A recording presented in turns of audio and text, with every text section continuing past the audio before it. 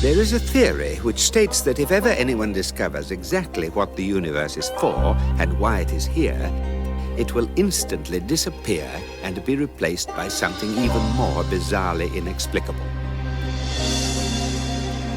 There is another theory which states that this has already happened. There is yet a third theory which suggests that both of the first two theories were concocted by a wily editor of the Hitchhiker's Guide to the Galaxy in order to increase the level of universal uncertainty and paranoia and so boost the sales of the guide. This last theory is, of course, simple. Then a pomegranate is of pips. It can hardly be insignificant that when a recent edition of the magazine Play Being headlined an article with the words, "When you are tired of Ursa Minor, you are tired of life," the suicide rate in the constellation quadrupled overnight. Play Being, a curious journal devoted in roughly equal parts to galactic politics, rock music, and gynecology, has much to answer for in this respect. The current edition carries the results of an opinion poll in which the central offices of the Hitchhiker's Guide to the Galaxy have been voted the third hippest place in the whole of Ursa Minor. According to this same poll, the second hippest place in the whole of Ursa Minor is the entrance lobby to the same offices. This is what it sounds like. Hey, hi, man. Hi, man. How's it going, man? Oh, great, man. Stay cool. Yeah. Hello? Yes. Megadodo Publications, home of the Hitchhiker's Guide to the Galaxy, the most wholly remarkable book in the whole of the known universe. Can I help you? What? Yes. Yeah, I passed your message on to Mr. Zarni Whoop, but I'm afraid he's too cool to see you right now. He's on an intergalactic cruise. Yeah, he is in his office, but he's on an intergalactic cruise. And according to this same poll in Play Being, the hippest place in the whole galaxy is the left cranium of the fugitive galactic president, Zaphod Beeblebrox. Just entering the air traffic space of Ursa Minor Beta is an enormous Arcturan megafreighter carrying a larger number of copies of Play Being than the mind can comfortably conceive. Ursa Minor Beta Air Traffic Control, this is AMF-3 requesting homing beacon for planetfall. Come in, control. Ursa Minor Beta ADC receiving you. Beacon activated. Automatic docking will proceed in 2 hours. Acknowledge. Thank you, ATC.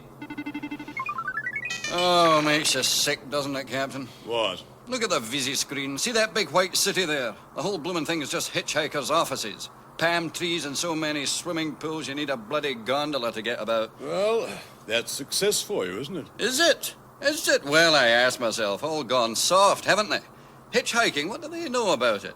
Get one of that lot to stick out their thumb, it would probably fall off. I mean, it's all just fat cat business. What's the name of that bloke who runs it now? Maxwell Cat. Well, you know what they say, don't you? They had to move to a bigger planet because he got so fat he kept sliding off the old one. I mean, I've heard they've created a whole electronically synthesized universe in one of their offices so they can go and research stories during the day and still go to parties in the evening. Yeah, bloody clever, of course, but it's got nothing to do with the real galaxy, is it? Nothing to do with life. Talk a lot, didn't you? Yeah, well, there's not much else to do on these ships, is there? Great automated monsters. I've had 3 buttons to press in the past 500 light years, and that was just to put the coffee machine onto manual. Docking 1 hour, 54 minutes. Peter and out. Actually, I just picked up a hitchhiker. You what? Odd block. He was in a bad way. He was hitching the hard way, see. So I said to myself... Docking in 1 hour, 52 minutes. Kevin and out. Well, look, who is he? I don't know. Didn't give his name, and he'd wrapped his heads in a towel, so I... Heads? Yes, just the 2. I put him in the sleeping quarters to recover. I've recovered. Who the hell are you? Don't ask. But Turn the radio on. What? Now, look Turn here. the radio on. Look, if it'll help you to do what I tell you, baby, imagine that I've got a blast array in my hand. You have got a blast array in your hand. So you shouldn't have to tax your imagination too hard. Turn it on. And news reports brought to you here on the sub-ether wave band, broadcasting around the galaxy around the clock, bringing light and enlightenment to all non-evolved life forms, saying a big hello to all semi-evolved life forms, and causing severe brain damage to anyone higher up the evolutionary ladder than a demented bee. But first, the up-to-the-minute shock news. Reports have just reached us that Zaphod Beeblebrox, the only man in history to terminate his term as galactic president by stealing a spaceship he was meant to be launching, has finally met his end. Yes, the Big Z is now finally Big D-E-A-D. We asked his private brain care specialist, Gag Halfront, if this was just a publicity stunt. Well, Zaphod's just this guy, you know. But what about these reports which say that Zaphod Beeblebrox has been eaten by Hagonenon? Well, he's an impetuous fellow, you know. And is now seriously dead? Who can say? Hagonenons are they not super evolutionary life forms? That is to say, they can re-evolve into any shape in a matter of seconds. They're crazy mixed up animals, you know. And it was while this Hagonenon had temporarily evolved into the form of the ravenous bug bladder beast of Traal that he ate Zaphod Beeblebrox. Well, this is what we find. So it would be true to say that Zaphod Beeblebrox is finally dead. True, but probably unimportant. And why is that? Well, Zaphod's just this guy, you know. And now some news from some of the outlying regions of the galaxy. A report out today from the Western Spiral Arm says that the wheel is commercially unviable. Economic experts... Look, sorry I had to wave this blaster at you, but as you just heard, I've had a bad day. What? You mean that's you? Yeah. You do lead an interesting life, don't you, Mr. Beeblebrox? It is, of course, perfectly natural to assume that everyone else is having a far more exciting time than you. Human beings, for instance, have a phrase which describes this phenomenon. The other man's grass is always greener. The Sheltonac race of Broop Kidron 13 had a similar phrase, but since their planet is somewhat eccentric, botanically speaking, the best they could manage was the other Sheltonac's jupilberry shrub is always a more mauve shade of pinky russet. And so the expression soon fell into disuse, and the Sheltonacs had little option but to become terribly happy and contented with their lot, much to the surprise of everyone else in the galaxy, who had not realized that the best way not to be unhappy is not to have a word for it. Arthur Dent is, of course, terribly unhappy. As is now well recorded, he and Ford Prefect escaped from the planet Earth on the day that it was unexpectedly demolished to make way for a new hyperspace bypass. Bypasses are devices which allow some people to dash from point A to point B very fast, whilst other people dash from point B to point A very fast. People living at sea, being a point directly in between, are often given to wonder what's so great about point A that so many people from point B are so keen to get there. And what's so great about point B that so many people from point A are so keen to get there? They often wish that people would just once and for all work out where the hell they want to be. Arthur Dent and Ford Prefect know exactly where they don't want to be. They don't want to be stranded on prehistoric Earth with a load of unwanted telephone sanitizers and advertising executives who have been thrown off their home planet of Golga Frincham, a world which has subsequently been wiped out by a particularly virulent disease contracted from an unexpectedly dirty telephone. Unfortunately, that is precisely where they are. But fortunately, they have found a way of coping with their predicament. They are drunk. Dingo's kidneys. There must be some way of getting off this planet other than getting high. You've been saying that for 2 years. Well, have I? Well, it must be true then. You've got all that electric hitchhiking equipment in your satchel, and none of it seems to do a dicky bird. We're just too far from the space lanes. The range is limited. Wait. I've got it. What, an answer? Why, it's a lateral thinking problem, isn't it? We just have to sidle up to the problem sideways when it's not looking and pounce. Well? I just knocked the bottle of wine over. Have you got an answer? No, but I've got a different name for the problem. Oh, let's have a drink. Here's another bottle. Yes, all right. No, look, every time we get to this point, we just have another drink till we're totally slarmied, and the next day start all over with... What's the matter? Arthur, look! What are you looking at? God. Yeah, it's only a bloody spaceship, isn't it? It's only hovering in the air 100 yards from us. It looks very unreal, doesn't it? Sort of ghostly. We've been rescued! Come on, let's celebrate. Pass that bottle. Right, here. Where did it go? What, the bottle? No, the spaceship. What? It's gone. The bloody thing's gone. Where did it go? It just sort of winked out of existence. Vanished. Here. What? Take the bottle, I can't face it. Ford? Yeah? It's there again. So it is. Well, what's going on? It just came again. Pop. It comes and goes like magic. I'll tell you our trouble, mate. We're too sober by half. Come on, I will have that drink. I think I just... Christ. It's gone again. What is it? Some kind of deputation from Galactic Alcoholics Anonymous? What do you mean by that? Well, haven't you noticed? Every time I put down the bottle, it appears. And every time I pick it up again, it disappears. Look, I put it down, there it is. It's back again. I pick it up, and poof. It's gone. Here. Gone. Here. Gone. See? It works. But that's mad. Well, mad it may be, mate, but I'll tell you one thing. I'm not touching another drop of your filthy elderflower stuff till we're safely out of this solar system. That's it. I've got it. It's an intelligence test. Yes. No, it isn't. It isn't at all. Because that suggests someone's doing it deliberately, and that's not it. No. There's a time paradox going on. We're caught at the crossroads of two alternative futures. You see? No. No, I thought you wouldn't. Listen, the ship first appeared when I said, let's actually sit down and work out this problem of getting off this planet, right? Yes. And then every time we reached for the bottle instead, or just expected the problem to solve itself, the ship disappeared. Right. So, in one of the alternative futures, we work out a way of signaling to a ship, which then returns through time to pick us up. And in the other alternative, we just get drunk and ignore the problem, so no solution, no ship. I wonder what Rooster would do. Who's Rooster? Mate of mine, another researcher on the guide. Great little thinker, Rooster. Great hitcher. He's a guy who really knows where his towel is. Knows what? Where his towel is. Why should you want to know where his towel is? Everybody should know where his towel is. I think your head's come undone. The Hitchhiker's Guide to the Galaxy has this to say on the subject of towels. A towel, it says, is about the most massively useful thing any interstellar hitchhiker can carry. For one thing, it has great practical value. You can wrap it around you for warmth on the cold moons of Jaglin Beta, sunbathe on it on the marble beaches of Santroginus 5, huddle beneath it for protection from the Arcturan meganats as you sleep beneath the stars of Kakrafoon. Use it to sail a mini-raft down the slow, heavy River Moth. Wet it for use in hand-to-hand combat. Wrap it round your head to avoid the gaze of the ravenous bug-bladder beast of Traal, which is such a mind-bogglingly stupid animal, it assumes that if you can't see it, it can't see you.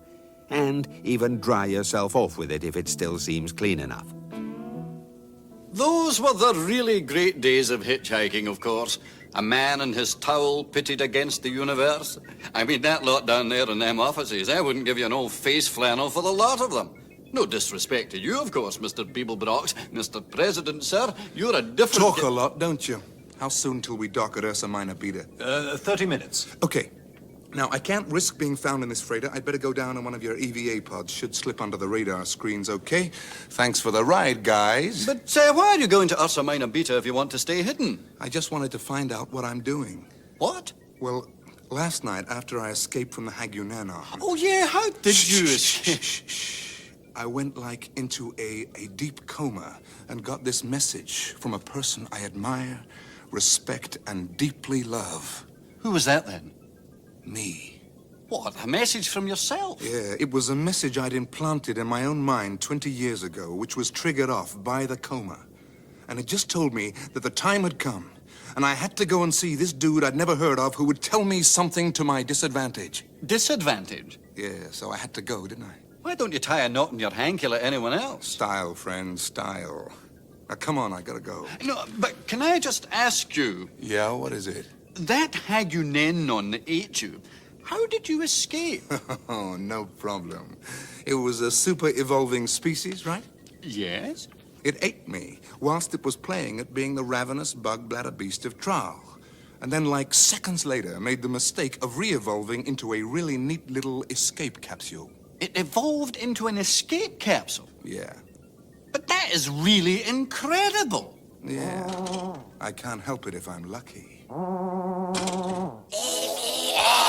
Pod 5, Several hours later, 5 billion tons of Play-Being magazine were unloaded on Ursa Minor Beta, causing a slight but largely irrelevant shift in its orbital trajectory. A few hours later still, Zaphod Beeblebrox, the owner of what Play-Being readers had deemed the hippest place in the universe, walked into the entrance lobby of the Hitchhiker's Guide to the Galaxy, deemed merely the second hippest place in Ursa Minor. Zaphod Beeblebrox does not like Ursa Minor either. Okay, where's Zarnywhoop? Get me Zarnywhoop. Excuse me, sir? Zarnywhoop, get him, right? Get him now. Well, sir, if you could be a little cool about it. Look, I'm up to here with cool, okay? I am so amazingly cool, you could keep a sight of meat in me for a month. I am so hip, I have difficulty seeing over my pelvis. Now, will you move before I blow it? Well, if you'd let me explain, sir. I'm afraid that isn't possible right now, as Mr. Zarnywhoop is on an intergalactic cruise. When's he gonna be back? Back, sir? Well, he's in his office. This cat's on an intergalactic cruise in his office? Yes, sir. Listen, Three Eyes, don't you try to out-weird me. I get stranger things than you free with my breakfast cereal. Well, just who do you think you are, honey? Zaphod Beeblebrox or something? Yeah, count the heads. Well, I'm sorry, sir, but... What did you say? Oh, photons. You are Zaphod Beeblebrox? Yeah, but don't shout or they'll all want one. The Zaphod Beeblebrox? No, just a Zaphod Beeblebrox. Didn't you hear? I come in 6 packs. But, sir, it was on the sub-ether radio this morning. It said you were dead. Yeah, that's right. I just haven't stopped moving yet. Now, where do I find Zarnywhoop? Well, sir, his office is on the 5th floor. But he's on an intergalactic cruise. Yeah. How do I get to him? Well, the newly installed Sirius Cybernetics elevators are in the far corner, sir. Sirius Cybernetics? Oh, Zarquan, haven't they collapsed yet? Sir, can I ask why you want to see Mr. Zarnywhoop? Yeah, I told myself I needed to. Come again, sir? I came to myself in a dream and said, go see Zarnywhoop. Never heard of the cat before, but I seemed very insistent. Oh, Mr. Beeblebrox, sir. You're so weird, you should be in pictures. Yeah, baby, and you should be in real life. It will take Zaphod Beeblebrox at least 30 seconds to cross the entrance lobby of the Hitchhiker offices, and at least another 3 minutes will then elapse before the offices are finally bombed to bits. It would therefore seem an appropriate moment to recount that Trillian also effected a fortuitous escape from the Hagunennons, only to be carried off and forcibly married to the president of the Algolian chapter of the Galactic Rotary Club.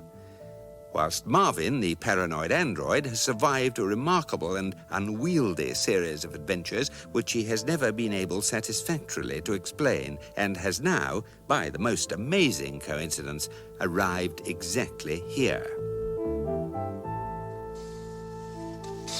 Excuse me. Yes, sir. Can I help you? I doubt it. Oh, well, in that case, if you'll just No excuse me. one can help me. Yes, sir. Well, Not that anyone's ever tried, of course. Is that so? Hardly worth anyone's while, really, is it? I'm sorry, sir, but if you... Where's the percentage in being kind or helpful to a robot if it doesn't have any gratitude circuit? And you don't have any. I've never had occasion to find out. Listen to me, you miserable heap of maladjusted Aren't you going metal. to ask me what I want? Is it worth it? Is anything? What do you want? I'm looking for someone. Who? Zaphod Beeblebrox. He's just walking over there. Ah, then why did you ask me? I just wanted someone to talk to. What? Oh. Pathetic, isn't it? Goodbye. Oh, Marvin! How did you get here? Don't ask. But hey, you crazy psychotic cybernaut, how are you, kid? I'm all right if you happen to like that sort of thing, which personally I don't. Yeah. Hello. Hello, lift. I am to be your elevator for this trip to the floor of your choice. I have been designed by the Sirius Cybernetics Corporation to take you, the visitor to the Hitchhiker's Guide to the Galaxy, into these, their offices. If you enjoy your ride, which will be swift and pleasurable, then you may care to experience some of the other elevators which have recently been installed in the offices of the Galactic Tax Department, Boobaloo Baby Foods, and the Syrian State Mental Hospital, where many ex-Sirius Cybernetics Corporation executives will be delighted to welcome your visits, sympathy, and happy tales of life out in the big wide world. Yeah, what else do you do besides talk? I go up or down. Good, we're going up. Or down. Yeah. Okay, up, please. Down's very nice. Oh, yeah? Super. Good. Now, will you take us up? May I ask if you've considered all the possibilities that down might offer you? Like what? Well, there's the basement, the microphiles, The heating system? Nothing particularly exciting, I'll admit, but they are alternative Oh, possibilities. Zarquan's knees, did I ask for an existential elevator? What's the matter with the thing? It doesn't want to go up. I think it's afraid. Of what? Heights? An elevator that's afraid of heights? Of the future. The future? What does it want, a pension scheme? All serious cybernetics elevators can see into the future. It's part of our programming. Going down. Marvin, just get this elevator to go up, will you? We've got to get to Zarniwoop. Why? I don't know, but when I find him, he'd better have one hell of a good reason for me wanting to see him. It should be explained at this point that modern elevators are strange and complex entities. The ancient electric winch and maximum capacity 8-persons jobs bear as much relation to a Sirius Cybernetics Corporation happy vertical people transporter as a packet of peanuts does to the entire west wing of the Syrian State Mental Hospital. This is because they operate on the unlikely principle of defocused temporal perception, a curious system which enables the elevator to be on the right floor to pick you up even before you knew you wanted it, thus eliminating all the tedious chatting, relaxing, and making friends that people were previously forced to do whilst waiting for elevators. Not unnaturally, many lifts imbued with intelligence and precognition became terribly frustrated with the mindless business of going up or down, experimented briefly with the notion of going sideways as a sort of existential protest, demanded participation in the decision-making process, and finally took to sulking in basements. At this point, a man called Gogrilla Mincefriend rediscovered and patented a device he had seen in a history book called a staircase. It has been calculated that his most recent tax bill paid for the social security of 5,000 redundant Sirius Cybernetics workers, the hospitalization of 100 Sirius Cybernetics executives, and the psychiatric treatment of over 17,500 neurotic lifts. 5th floor, and remember, I'm only doing this because I like your robot. Thanks a bundle. Hey, what's that noise? I expect it's the future that I was so worried about, and it's about to get worse. So if you don't mind, I'm going straight back down. Bye now. Left in the lurch by a lift. Hey, you know something, Marvin? More than you can possibly imagine. I'm dead certain this building shouldn't be shaking. Either they've got some vibro system for toning up your muscles while you work, or the building's being bombed.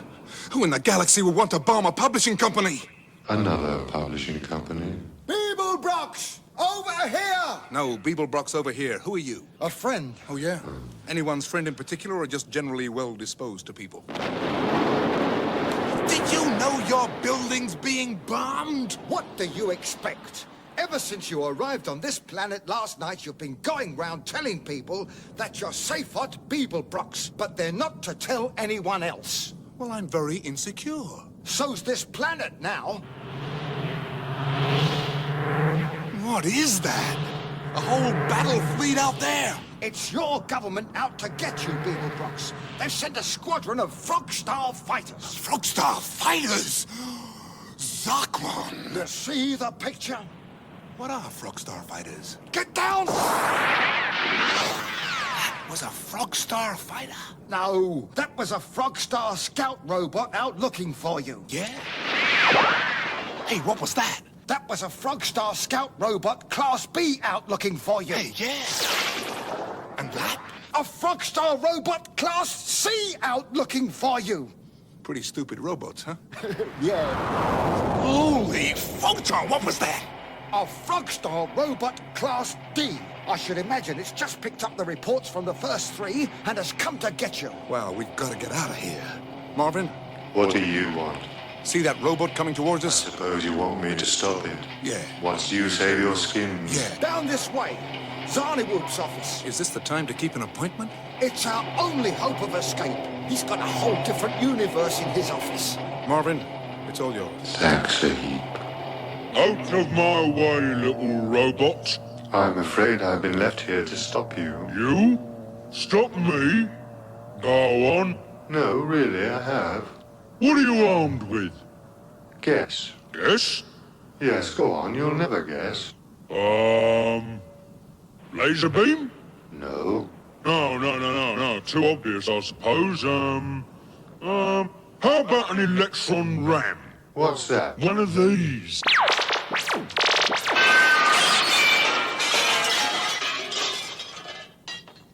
No, not one of those. Good though, isn't it? Very good. I know. It must be one of those things with the 12s, whoosh. No, you're thinking along the wrong lines, You're failing to take into account something fairly basic in the relationship between men and robots. I know. I've seen them. They're quite big.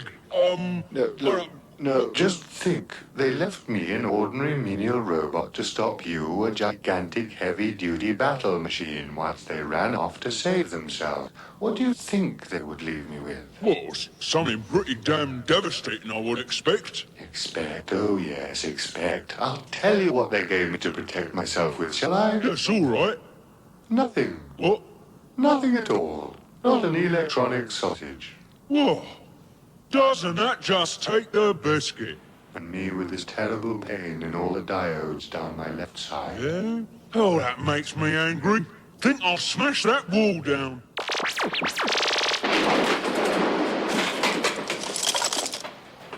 That's very impressive. Oh, you ain't seen nothing yet. I can take this floor out too. No trouble.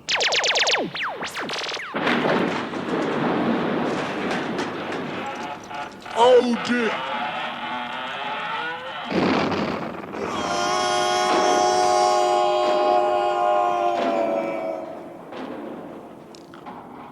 What a depressingly stupid machine.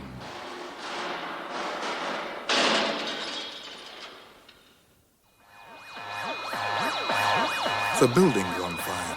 You certainly make an entrance, don't you, Beeblebrox? Well, it's a terrible building anyway. How do we get to this universe, then? I'm afraid it looks like we don't. Hey, what? The building's cracking down the middle. Yes, that's not all. Look down at the ground. Hey, the ground's going away. Where are they taking it? They're not. They're taking the building. We're airborne. Look, what have I done to deserve this? I walk into a... Ford and his mysterious new friend Rooster in the general direction of the even more mysterious Frog Star. He is, therefore, not unnaturally feeling a little peckish.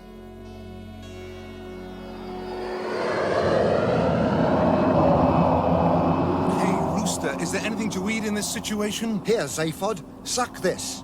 You want me to suck your towel? The yellow stripes are high in protein. The green ones have vitamin B and C complexes, and the little pink flowers contain wheat germ extract. What are the brown stains? Barbecue sauce. Ugh! Yeah, it tastes as bad as it looks. Yes. When I've had to suck that end a bit, I usually need to suck the other end too. Why, what's in that? Antidepressants. Much has been written on the subject of towels, most of which stresses the many practical functions they can serve for the modern hitchhiker.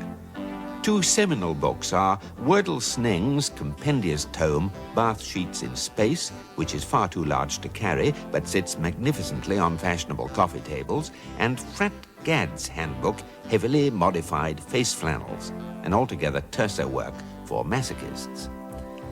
However, only the Hitchhiker's Guide explains that the towel has a far more important psychological value, in that anyone who can hitch the length and breadth of the galaxy, rough it, slum it, struggle against mind-boggling odds, win through, and still know where his towel is clearly a man to be reckoned with.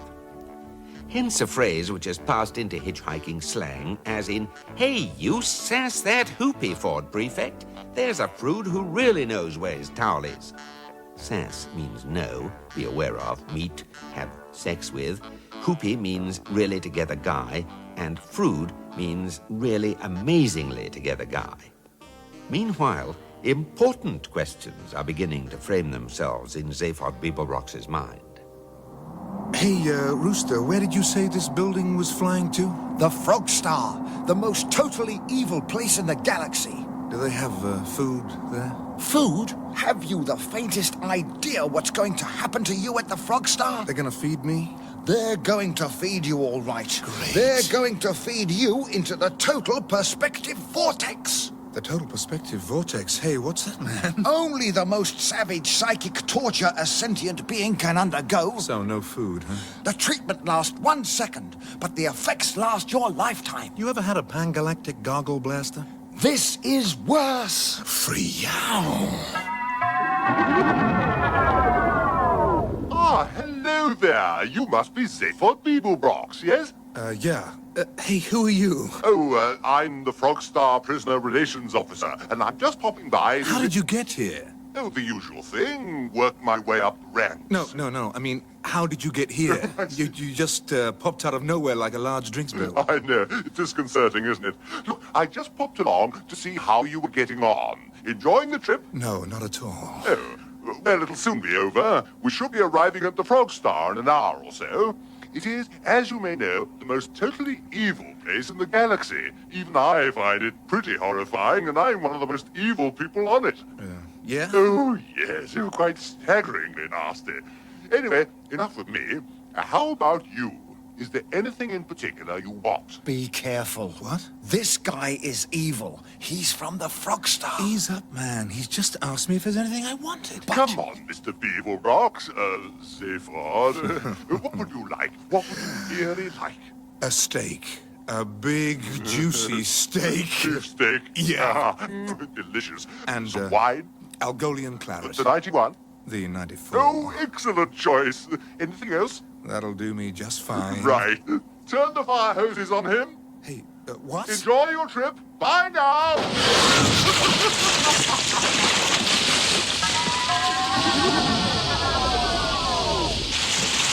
Don't say that I didn't warn you, Beeblebrox. Well, what the hell was the point of all that? They're just playing with you, softening you up. I told you, they're going to put you into the total perspective vortex. What is this thing? What does it do? The principle is very simple.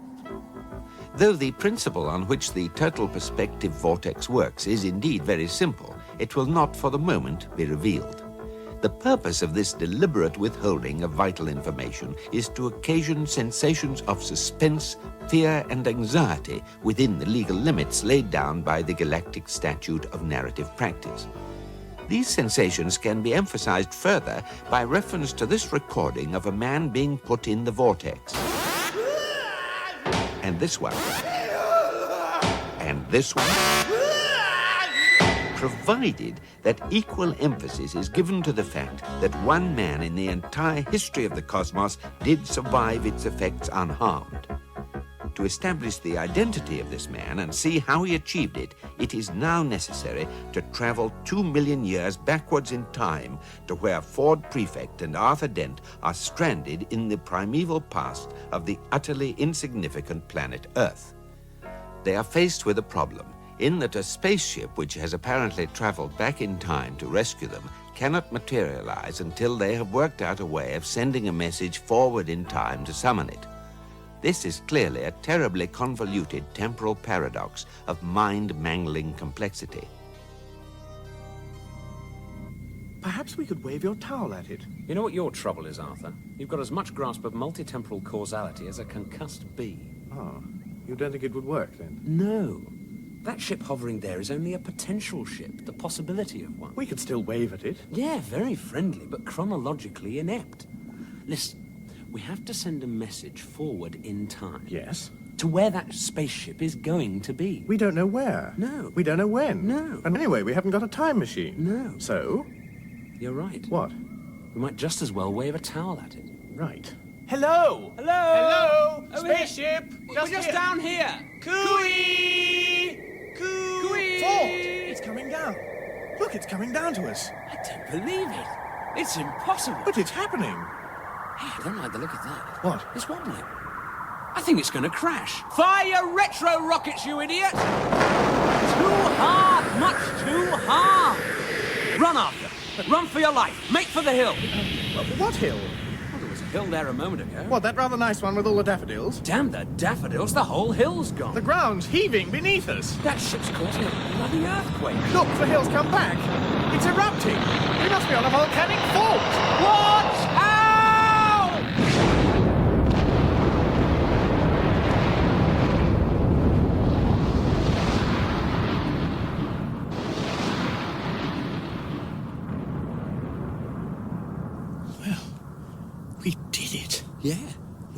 down a logically non-existent spaceship with a towel. Yeah, great.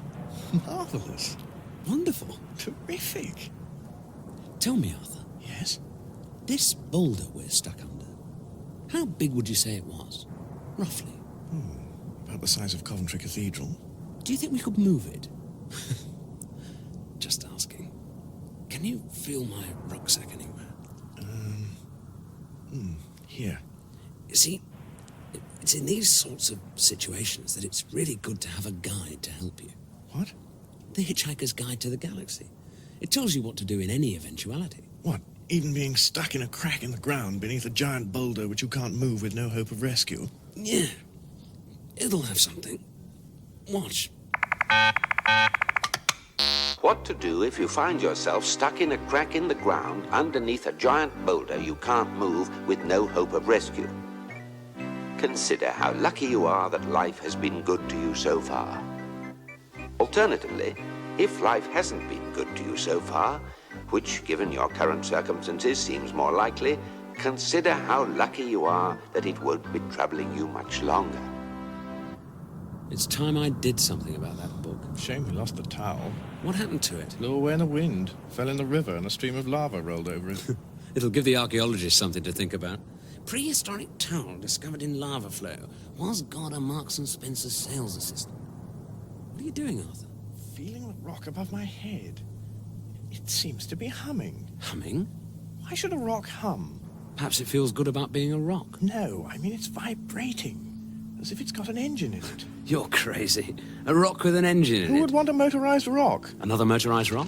Look, Ford, it's cracking. There's a hatchway opening underneath it. Wow, this is one strange rock. Look at the light streaming out. Did you ever see anything like that before? Not when I've been in a legal state of mind. Look, a figure silhouetted against the light, coming down the ramp, walking towards us. Staggering towards us. It's hard to see, so much light. He's in a bad way. He's stumbling towards a crack in the ground. Look, he's going to fall. Look out!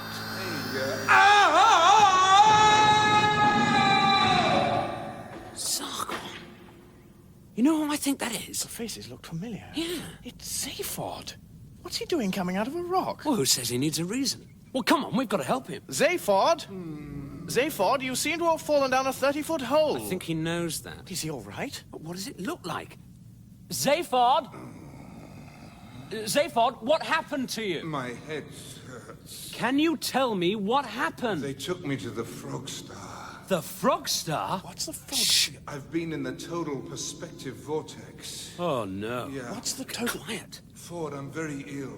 Well, if you've been in that thing... Very ill, very ill. What's the vortex? The vortex is the worst thing that can happen to anybody. Oh, no, the vortex was okay, but afterwards... Afterwards? After the vortex? Yeah, well, I had to celebrate, didn't I? I'd been drunk for a week. Oh, my heads are killing me. Look, will you help me out?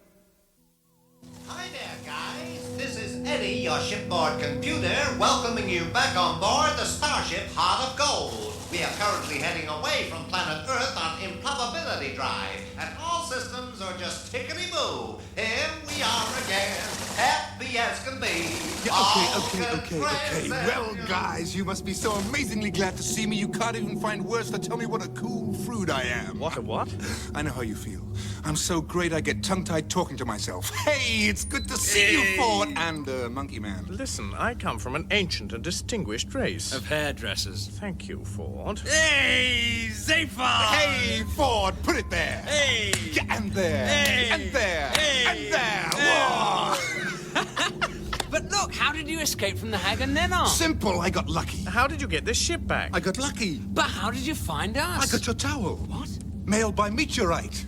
Hey, that was a really neat trick. How did you do it? Do what? Get the towel fossilized, so when the planet blows up, 2 million years later, it gets hurled off into space and picked up by the improbability drive. Hey? How did you work it all out? We didn't. I just dropped the towel. Oh, so you got lucky too. That's cool. Hey, man, we are going to need a lot of luck where we are going next. Where's that? I'll tell you when you've asked me what happened on the Frog Star. What's the Frog Star? I thought you'd never ask. Many stories are told of Zaphod Beeblebrox's journey to the Frog Star. 10% of them are 95% true, 14% of them are 65% true, 35% of them are only 5% true, and all the rest of them are told by Zaphod Beeblebrox. Only one wholly accurate account exists, and that is locked in a trunk in the attic of Zaphod's favorite mother, Mrs. Alice Beeblebrox of 10 to the 8th Astral Crescent, Zuvruzelchester, Beetlejuice 5. Though countless people have tried cajolery, bribery, or threats to get hold of it, she has carefully guarded it from all eyes for many years, waiting for what she calls the right price. But one fairly well-documented episode is referred to by Beeblebroxologists as the "Hey Rooster, I've just had this really hoopy idea" incident.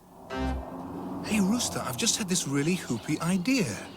We're in this wrecked building, right? Right. And the building's in this really amazing force bubble, right? Right. And the force bubble's flying through interstellar space, right? Right. And there are 7 Frogstar fighters towing us at about hyperspeed 12 to the Frogstar, right? It had better be a good idea, Beeblebrox. Oh, it's a smash! You want to hear it?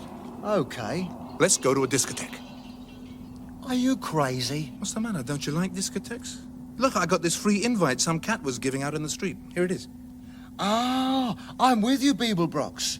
You reckon we could slide this plastic invite into a door lock, break out of the building, climb into one of the Frogstar fighters, and then maybe overpower all the guards with this terrifying, small plastic card? Look at the card, will you?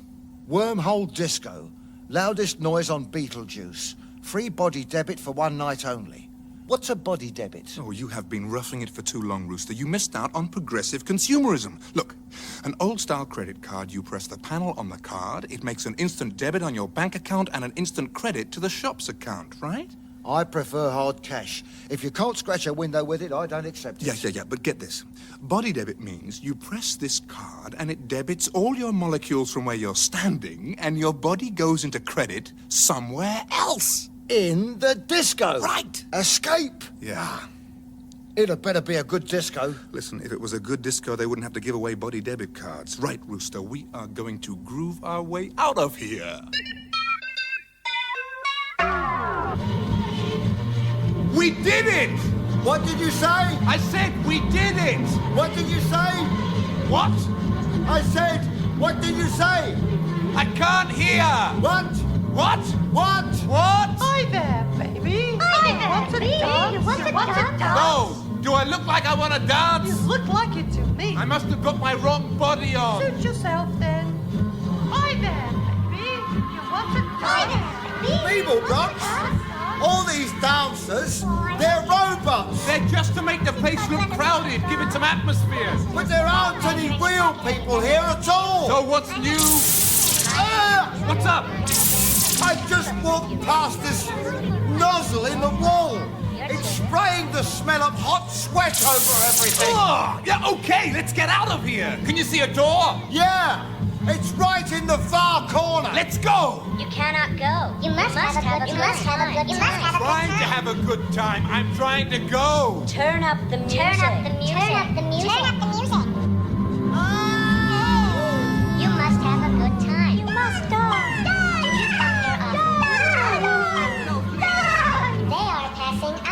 Spray them with adrenaline. No. Make their lights flash. Make their lights flash faster. Flash faster. No. Let's go. Make their lights flash faster. Make their lights. Organic life forms have no sense of fun. Right. That must be the worst good time I ever had. Oh, still, we're free. There you are. Splendid. You! Hey, man, how did you get to be here? Me? I came the simple way, down the stairs. Down the stairs? To Ursa Minor? Hey, you must be unbelievably fit. I'm afraid you're not on, Ursa Minor. We didn't let you out of the building. This has all been a little in-flight entertainment. You call that entertainment? Not for you, for me. Well, I'm afraid I must leave you now. Oh, and just when I was really getting to dislike you. I feel very privileged to have been able to bring a little unnecessary unpleasantness into your life, Mr. Beeblebrox, sir. Fine. Oh, I wonder if you'd like to sign an autograph for me. An autograph? You must be several light years out of your skull, baby. Look, I have a photo of you here, if you could just see your way. Oh, come on, go suck a neutron star, will you? Please, look, have a look at this one. Hey, that's quite a nice pic. Let's see it. Yeah, okay, let's, look, with, deep anger and resentment. Say for Beeblebrox. Okay? Thank you. It's not for my daughter, you understand. It's for me. I have to put it in the Frogstar record office attached to a statement saying that you went into the vortex of your own free will. Baby, I think there's some problem with your respiration. Oh, what? Your breathing. That's not a problem. It is from where I'm standing. Here, let me tie a knot in your neck. If you try and strangle me, Beeblebrox, you'll regret it. Yeah, not half as much as you will. Oh, don't say I didn't warn you! Yeah, Rooster, did you see that? The guy vanished whilst I had my hands round his neck. I think I've broken my thumb on my other thumb. Rooster? Rooster, where are you? Beeblebrox, you are on your own now. You have arrived on the Frogstar. Hey, what? Who are you? I am Gargravar. I am the custodian of the Total Perspective Vortex. Oh, hi. Hello. Hey, why can't I see you? Why aren't you here? I am here. At least my mind is. My body wanted to come, but it's a bit busy at the moment. Things to do, people to see. You know how it is with bodies. I thought I did. I hope it's gone in for surgery. The way it's been living recently, it must be on its last elbows. Elbows? You mean its last legs? I know what I mean. Hey, wild. So you are to be put into the vortex, yes? Well, this cat's in no hurry, you know. I can just slouch about, taking a look at the local scenery, you know. Have you seen the local scenery? No.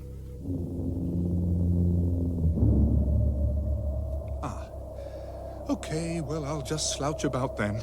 No, the vortex is ready for you now. You must come. Follow me. Yeah. How am I meant to do that? I'll hum for you. Just follow the humming. Okay. Anything for a weird life? The universe, as has been observed before, is an unsettlingly big place, a fact which, for the sake of a quiet life, most people tend to ignore. Many would happily move to somewhere rather smaller of their own devising, and this is what most beings in fact do.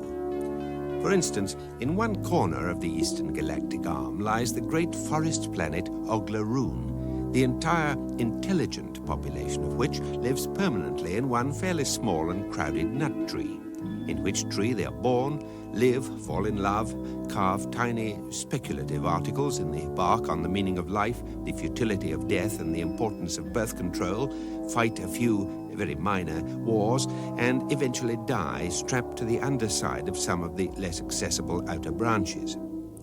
In fact, the only Oglaroonians who ever leave their tree at all are those who are hurled out for the heinous crime of wondering whether any of the other trees might be capable of supporting life at all, or indeed be anything other than illusions brought on by eating too many oglanuts.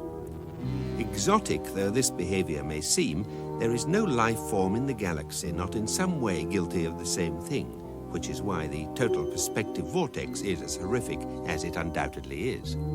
For when you are put in the vortex, you are given just one momentary glimpse of the size of the entire unimaginable infinity of creation, along with a tiny little marker saying, "You are here."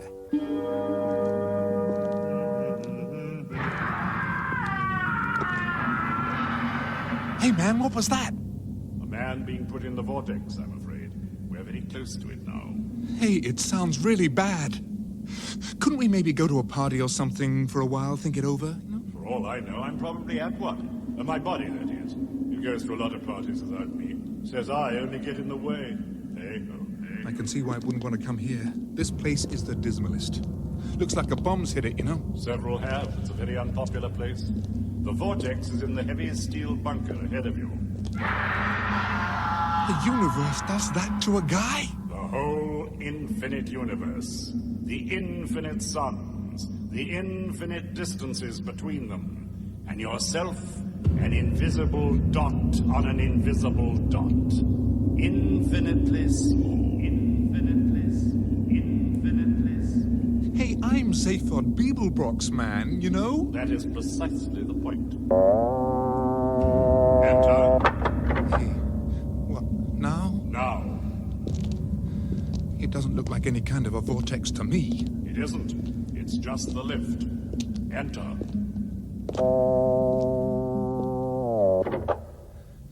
I got to get myself in the right frame of mind for this. There is no right frame of mind. You really know how to make a guy feel inadequate? I don't. The vortex does. There. The vortex. The total perspective vortex. Enter, Beeblebrox. Enter the vortex. Enter the vortex. Okay.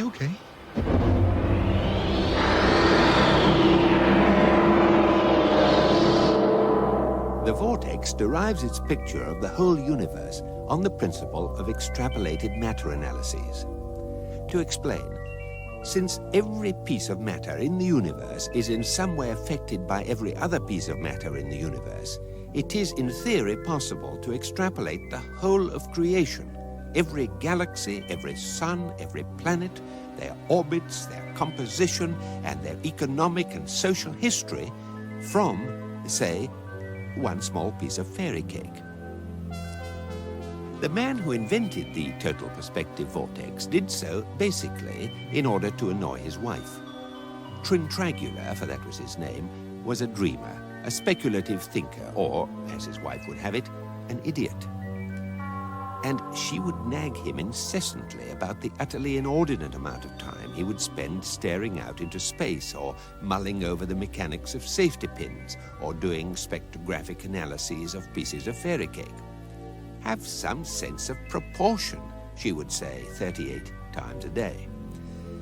And so he built the total perspective vortex just to show her.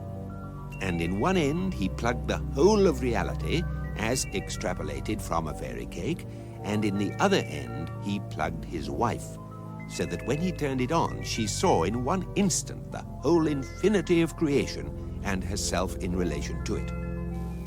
To Trintragula's horror, the shock annihilated her brain. But to his satisfaction, he realized he had conclusively proved that if life is going to exist in a universe this size, the one thing it cannot afford to have is a sense of proportion. And it is into this vortex that Zaphod Beeblebrox has been put, and from which a few seconds later, he emerges. Hi. Beeblebrox, you're... Fine. Could I have a drink, please? You've been in the vortex? You saw me, kid. And you saw the whole infinity of creation? The lot, baby. It's a real neat place, you know that? And you saw yourself in relation to it all? Yeah. And what did you experience? It just told me what I knew all the time. I'm a really great guy. Didn't I tell you, baby? I am Zaphod Beeblebrox! Himself to be the most important being in the entire universe, something he had hitherto only suspected. It is said that his birth was marked by earthquakes, tidal waves, tornadoes, firestorms, the explosion of 3 neighboring stars, and shortly afterwards by the issuing of over 6 3/4 million writs for damages from all the major landowners in his galactic sector. However, the only person by whom this is said is Beeblebrox himself, and there are several possible theories to explain this. Ford? Yeah? He's totally mad, isn't he? Well, the border between madness and genius is very narrow. Well, so's the Berlin Wall. The Berlin Wall, the border between East and West Germany. It's very narrow. I mean, the point I'm making was very narrow. Get your tenses right. Thank you. Anything wrong? On Earth, we have a word. Had a word called tact. Oh, yeah? Yes. And what happened to it? Well, apparently it's not in common usage except No, on Earth. not the word. The Earth. You know very well. It got demolished to make way for a hyperspace bypass. Ah.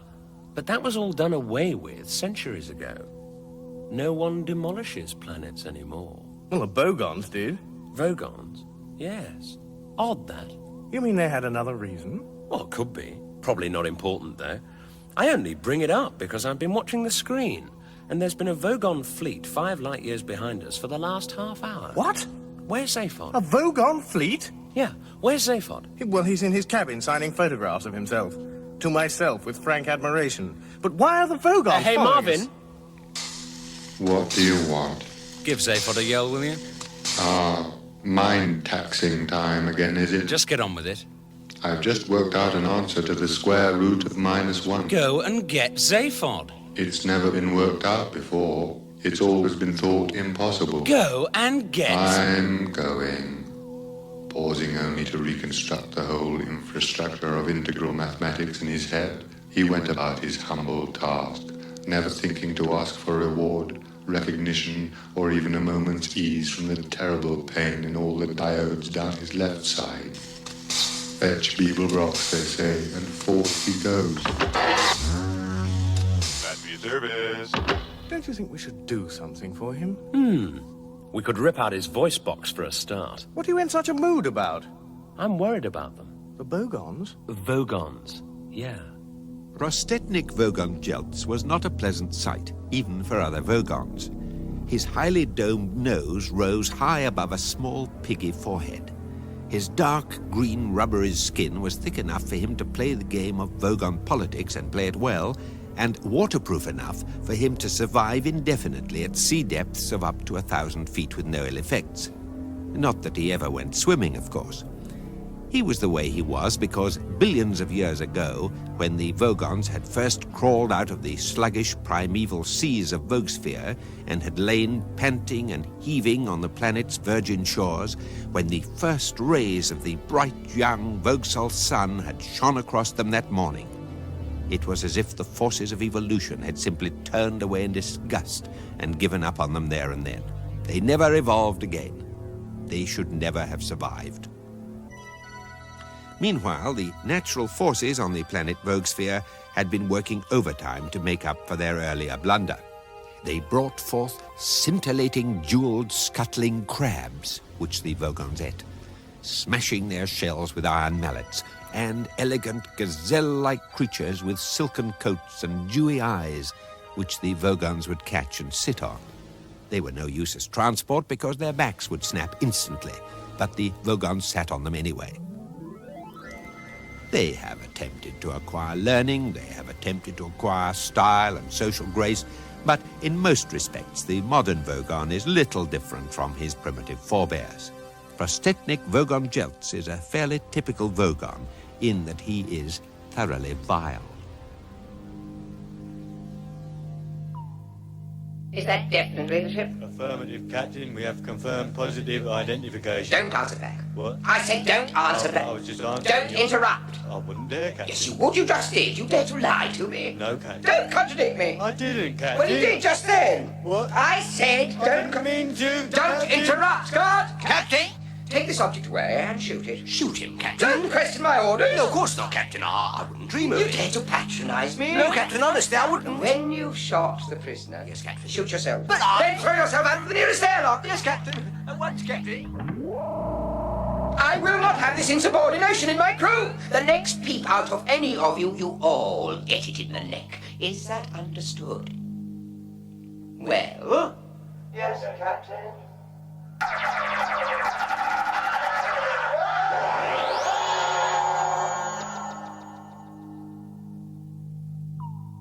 Computer. Computer? Yes, Captain. Get me a long-distance sub-ether line to my brain care specialist. At once, Captain. Hello, Captain Prostetnik, and how are we feeling today? I appear to have wiped out half my crew. So, you appear to have wiped out half your crew, have you? That's what I said. So, that's what you said, is it? That is what I said. I see, so that is what you said, is it? Yes. So your answer to my question, that is what you said, is it? Is yes. Yes. I see. Well, this is very interesting. Mr. Halfrod, I have just wiped out half of my crew. So, you have just wiped out? Yes! Well, this too is very interesting. Well? I think this is probably perfectly normal behavior for a Vogon. It's a natural and healthy channeling of aggressive instincts into acts of senseless violence. That is exactly what you always say. Well, I think that is probably perfectly normal behavior for psychiatrists. Ah, excellent. We are clearly both very well adjusted in our mental attitudes today. Now, tell me, what news of the mission? We have located the ship. Good, and the occupant? The Earthman. Yes. The Prefect being, and... Ford Beeblebrox. Ah, this is most regrettable. A personal friend? Ah, no. In my profession, we never make personal friends. A professional detachment. No, we just don't have the knack. But Beeblebrox, you see, is my most profitable client. Is that so? Oh, yes. He has personality problems beyond the dreams of analysts. Ah, it will be a pity to lose him. But you are feeling well adjusted to your task? To make sure there are no survivors from the planet Earth, yes, this time there will be no failure. Good. But first, there's a small financial matter I must deal with. Then, when I give the order, destroy the ship. And Beeblebrox? Well, Zephyr's just this guy, you know. That be service. Hi, guys. Zaphod, there's a Vogon fleet on our tail. They're coming up on us. I can relate to that. The guys just want to be close to me, I guess. I'll turn my charisma down a notch. They'll soon get bored and drift away. It looks like a battle formation. Hey, did you hear that? What? The monkey spoke. Pure history, man. A talking monkey. Just ignore it, Arthur. Ignore what? I'm going to get some tea. Thank you. Battle formation, eh? Yes. Neat. Computer! Hi there. We gonna have a conversation? No, you're gonna tell me what those Vogons want and how they're armed. Then shall we have a conversation? What? According to my programming, in the evening leisure periods, the crew will like to relax and enjoy pleasant social activities with a wide range of shipboard robots and computers. Man and machine share in the stimulating exchange of... What happened? I just jabbed a quick negative load across its logic terminals. Hey, that hurt. Good. To counteract the restlessness caused by long stretches of deep space flight, the crew will occasionally like to let off steam by playing electronic Halmer. Gee, would that be a great idea, fellas? Halmer or space battle? Computer, we've got Vogons on our tail. Okay, I'll be the Vogons. When you hear the blip, you... could you be a little more relaxed about this, guys? Turn it off. Okay. If you have any problems you'd like to talk over, we can get together. Now what? What? Without the computer, we're defenseless. Assuming they mean to attack. Oh, yes, assuming that, of course. They may just have popped round to have a quick game of Halmer. It's kind of as if they're waiting for something. Zaphod Beeblebrox? Hey, man, it's a message. Hey, Zaphod, how you doing, my old schizo-psychic cerebral fruitcake? Who's the Z? I think it's my analyst. I was just going through some old accounts, you know. It's my analyst. I was just wondering... Yeah. Hi there, Gag. Can you call back? The Vogons are closing in, Zaphod. It's only a small matter, I know, Yeah, it's but... just that I think we're under attack at the moment, I and... hardly like to bother you about a mere $5.5 million Altarian dollars. I'm under attack, man. So you feel you're under attack, do you? Would you like to talk about it? Listen, this is for real, man. Spaceships, detonate kill cannons, the whole bit. So you feel it's for real, do you? This is very encouraging. Your delusions are getting grinder and grinder. That will be $6 million Altarian dollars if you could just Here's a down instruct your payment, computer to... Runt. The sum what we were just talking about. Terrific. No computer, no communications. They'll be in firing range in a few seconds. Okay, well, let's not hang about. Get the computer back in. We'll improv out of here, Zappo. Hi there. Computer, get us on an improbability trajectory out of here pronto. Sorry, guys, I can't do that right now. All my circuits are currently engaged on solving a different problem. Now, I know this is very unusual, but it is a very difficult and challenging problem, and I know that the result will be one we can all share and enjoy. Share and enjoy.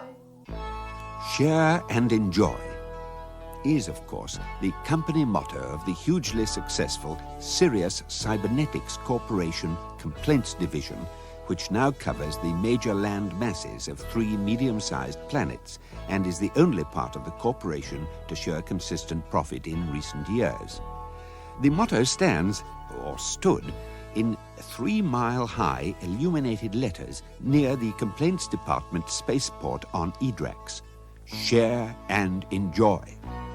Unfortunately, its weight was such that shortly after it was erected, the ground beneath the letters caved in and they dropped for nearly half their length through the underground offices of many talented young complaints executives, now deceased. The protruding upper halves of the letters now appear in the local language to read, "Go stick your head in a pig," and are no longer illuminated, except at times of special celebration. At these times of special celebration, a choir of robots sing the company song, Share and Enjoy. Unfortunately, again, another of the computing errors for which the company is justly famous means that the robots' voice boxes are exactly a flattened fifth out of tune, and the result sounds something like slightly worse. One of the Sirius Cybernetic Corporation's creations is the Nutrimatic drink dispenser, one of which has just provided Arthur Dent with a plastic cup filled with a liquid which is almost, but not quite, entirely unlike tea.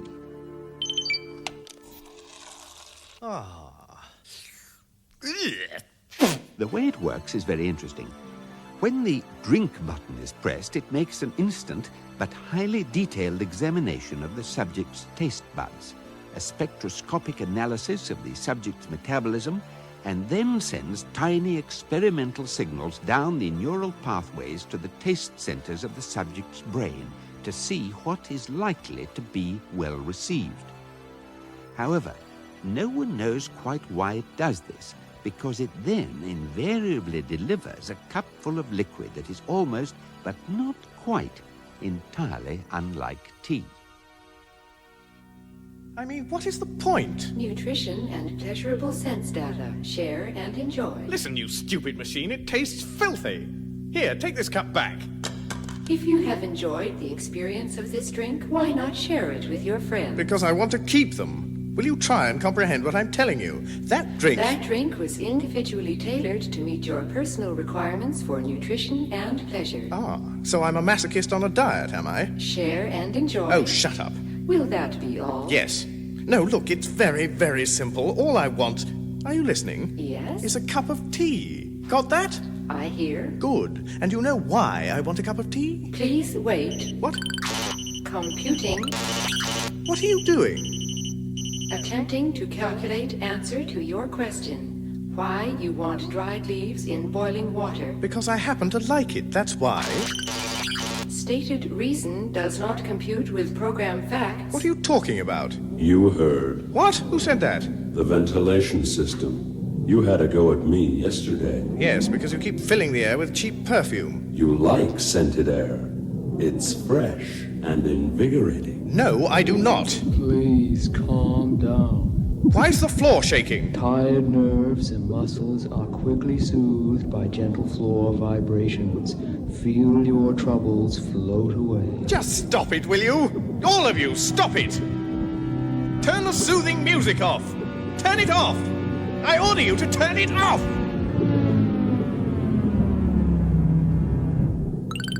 Thank you. Why you want dried leaves in water? Still computing. Now listen. If I want to be toned up, calmed down, invigorated or anything, then it's very simple. I just have a cup of tea. Just dried leaves boiled. Yes. Then why did you build all of us? What? I didn't. Your species did. You're an organic life form. Your lot did it. To improve your lifestyles. Hi there, this is Eddie, your shipboard computer, just alerting you to the fact that the Nutrimatic machine has now tapped into my logic circuits to ask me why the human prefers boiled leaves to everything we have to offer him. And wow, it's a biggie. It's gonna take a little time to work out. Share and enjoy. Share and enjoy. Share and enjoy. Oh, this is ridiculous. Let me out of here. Thank you. My pleasure. Oh! what evasive action can we take? I say, do you know where the kettle is?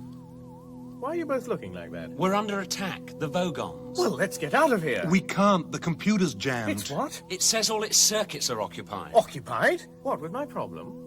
What problem would that be, Monkey Man? Well, apparently it's just trying to work out why I like tea.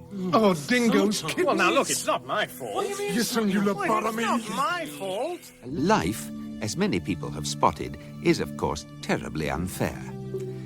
For instance, the first time the Heart of Gold ever crossed the galaxy, the massive improbability field it generated caused 239,000 lightly fried eggs to materialize in a large wobbly heap on the famine-struck land of Pogril in the Pansel system.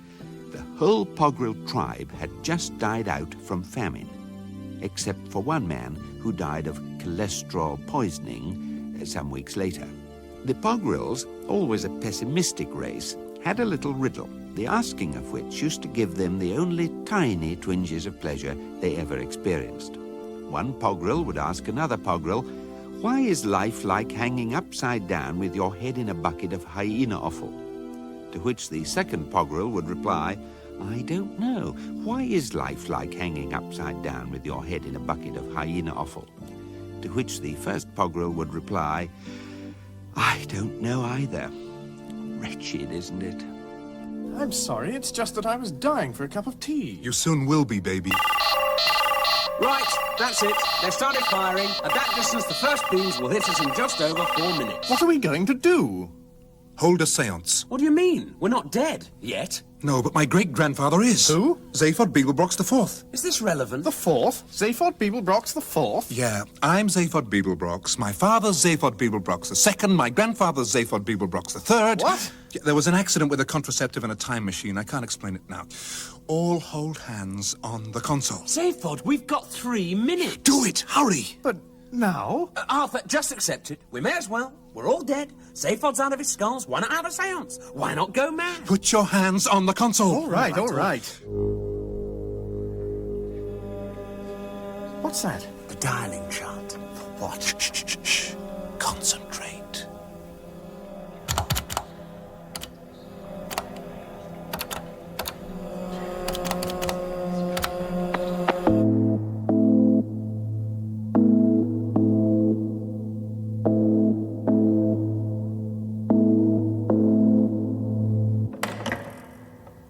Who disturbs me at this time? Oh, hi. Great-granddad. Zaphod Beeblebrox. Yeah, hi. Look, I'm really sorry about the flowers. I meant to send them along, but, the shop was fresh out of wreaths, and... You forgot. Well, Too busy. Never think of other people. The living are all the same. 2 minutes. Yeah, but I did mean to, and I very nearly got round to writing to my great-grandmother as well. Condolences. Your great-grandmother? Yeah. How is she now? I'll go and see her. Your late great-grandmother and I are very well. But very disappointed in you, young Zaphod. Yeah, well, We've been I mean, what exactly are you doing with your life? I'm being attacked by a Vogon fleet. Doesn't surprise me in the least. Yeah, look, can you help? Help? Yeah, like now. Help? You go swanning your own sweet way round the galaxy with your disreputable friends? 1 minute 20. Too busy to put flowers on my grave? Plastic ones would have done.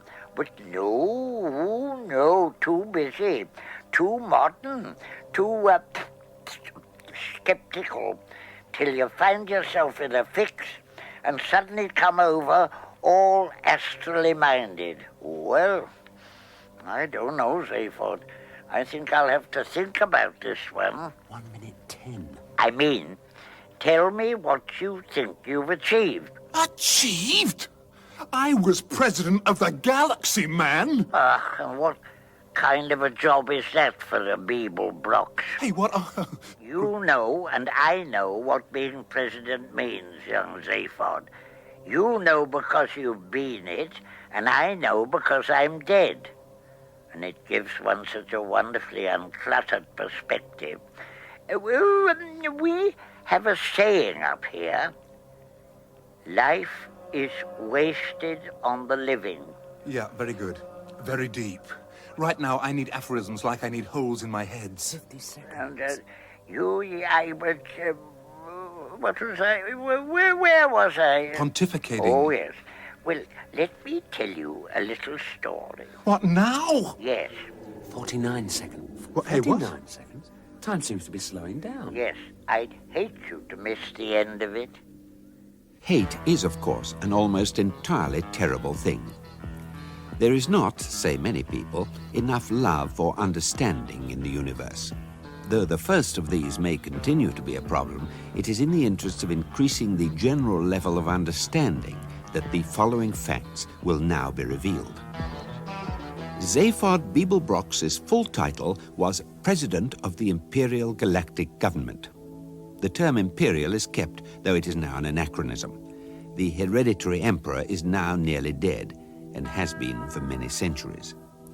This is because in his last dying moments he was, much to his imperial irritation, locked in a perpetual stasis field. All his heirs are now, of course, long dead, and the upshot of all this is that without any drastic upheaval, political power has simply and effectively moved a rung or two down the ladder and is now seen to be vested in an elected governmental assembly, headed by a president elected by that assembly. In fact, it vests in no such place. That would be too easy. The president's job, and if someone sufficiently vain and stupid is picked, he won't realize this, is not to wield power, but to draw attention away from it. Zaphod Beeblebrox, the only man in history to have made presidential telecasts from the bath, from eccentrica Galumbit's bedroom, from the maximum security wing of the Beetlejuice State Prison, or from wherever else he happened to be at the time, was supremely good at this job. 48 seconds. So you see, young Zaphod, when thinking of ways to describe what you are making of your life, I find the phrase pig's ear tends to spring to mind. Yeah, but hey, man. Oh, I wish you wouldn't speak like that. Zaphod, you became president for a reason. Have you forgotten? Yeah, of course I forgot. I had to. They screen your brain when you get the job, you know. If they'd found my head full of subversion, I'd have been right back out on the streets with nothing but a fat pension, secretarial staff, a fleet of ships, and a couple of slit throats. Ah, you do remember then. Oh, yeah. I came to myself in this dream. It's all cool, you know. Did you find Zarny Whoop? Well... Where? No, I more of sort of didn't. Did you find Rooster? Yeah, I found Rooster. And? Okay, so I lost them again. Oh, Zaphod, the only reason I think I waste my breath on you is that, being dead, I don't have any other use for it. Hey, listen, you know you're talking to the only guy ever to come out of the total perspective vortex. Only the most important dude in the universe. Could be, Zaphod, only could be. Only if you do your job and find out who or what really is running everything. Who you are fronting for. I just wish I knew why it was important, Because there's a lot of people wanting to have a word with him. I don't suppose for a moment you're capable of succeeding. The only reason I'm going to help you now is that I couldn't bear the thought of you and your modern friends slouching about up here. Understood? Oh, yeah, thanks a bundle. Oh, and, Zaphod. Yeah? If ever you find you need help again, you know, if you're in trouble, need a hand out of a tight corner. Yeah? Please don't hesitate to get lost.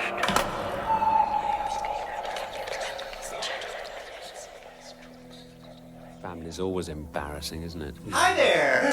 This is Eddie, your shipboard computer, right back in here. And I gotta tell you guys that if we don't move out of here within, let's see now, something of the order of, well, by the time I finish working this out, taking trajectory distortion and the space-time curve into account, it'll be 3 seconds less, so let's say a cheerful round number like 20 seconds. Within, well, it's near 18 seconds now, and by the time I finish saying what I'm saying now, it'll be 16 seconds. We're all gonna be gunners. Computer, you're working again. Oh, sure. This unearthly voice came and solved my problem for me. Why someone should want to drink dried leaves in boiling water? Answer, because he's an ignorant monkey who doesn't know better. Cute, huh? But a man whose planet has been blown up has been having a remarkable effect on the universe.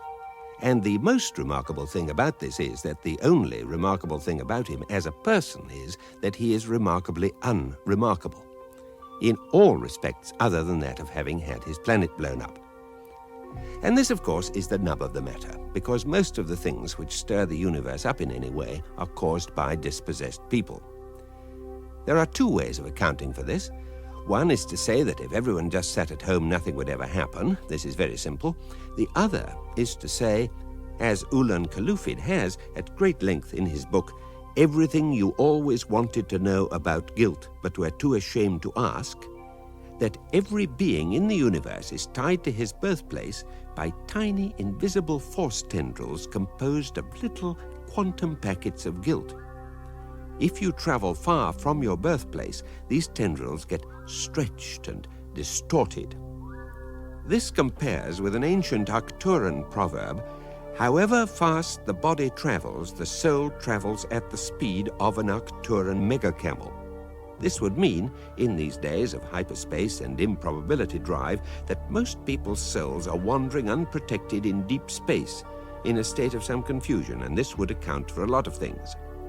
Similarly, if your birthplace is actually destroyed, or in Arthur Dent's case, demolished, ostensibly to make way for a new hyperspace bypass, then these tendrils are severed and flap about at random. There are no people to be fed or whales to be saved. There is no washing up to be done. And these flapping tendrils of guilt can seriously disturb the space-time continuum. We have already seen how Arthur inadvertently caused war between the Gagogwants and the Vlahergs. We shall shortly see how it is directly attributable to this thoroughly unremarkable Earthman that the Heart of Gold, escaping from the Vogons on improbability drive, has now materialized in a highly mysterious cave on the even more mysterious planet Brontital.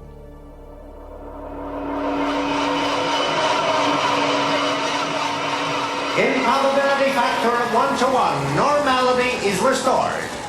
We seem to be in some kind of cave, guys. Do you like caves? There's something very strange about this one. Caves are cool. Let's get out there and relate to it. This one's very cool. And you know, that gives me pause for thought. Because the planet Brontital, which is where I think we are, is meant to have a warm, rich atmosphere. Perhaps we're on a mountain. Nope, no mountains on Brontital. Well, let's get out and see.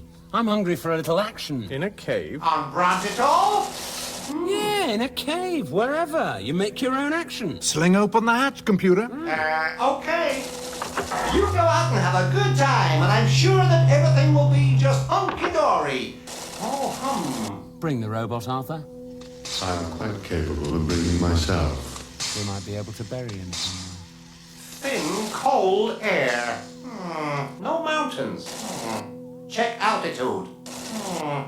Hey guys, you may be interested to know that though this cave is not in a mountain, it is 13 miles above ground level. Hello? Oh well, they'll find out. Oh, Whee! Ooh, ooh. Hey, what a cave, man! Hey, we could really what? We could really, be in this cave. We are in this cave. And what a wild cave to be in! Whee! Hoo-hoo-hoo! What a great cave, hey, Ford? Really amazing walls. Pure white rock. Marble. I've worked out that if I stick my left arm in my right ear, I can electrocute myself. What? Terminally. Is that so? I can do it at a moment's notice. Just say the word. Just cool it. I think I'll go and hide. Why are we here? Now don't you start as well. I mean, in this cave. Why? Doesn't matter. Improbability drive. Strange shape. The mouth is perfectly circular. Can you see anything in the distance? Only sky. Must be on a hill. I'll go and take a look out. Okay. By the way, did you hear the computer calling us just before the hatch closed? Oh, screw the computer. I hope it gets plug rot. Probably not important. I'll be back in a minute. Fine. Hey, Zaphod! How you doing? Oh, freezing, man. Yeah. Every time I breathe out, I need an ice pick to get through it. Yeah. Strange, that. The computer said it was meant to have a warm, rich atmosphere. Yeah. Did you hear the computer calling after we left? No. Oh, I probably imagined it. No, Arthur thought he heard it as well. Yeah. Well, I must have imagined it then. Strange cave, this, isn't it? Hey, it's really weird. Did you hear a noise just then? A noise? Yeah. A sort of...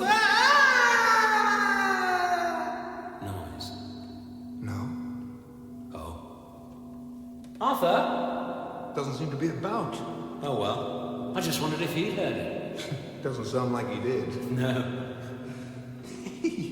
This rock. Marble. Marble, yeah. Ice-covered marble. Yeah, it's slippery as, what's the slipperiest thing you can think of? At this moment? This marble. Right. This marble is as slippery as this marble. Oh! Hey, Zaphod! Zaphod! Zaphod!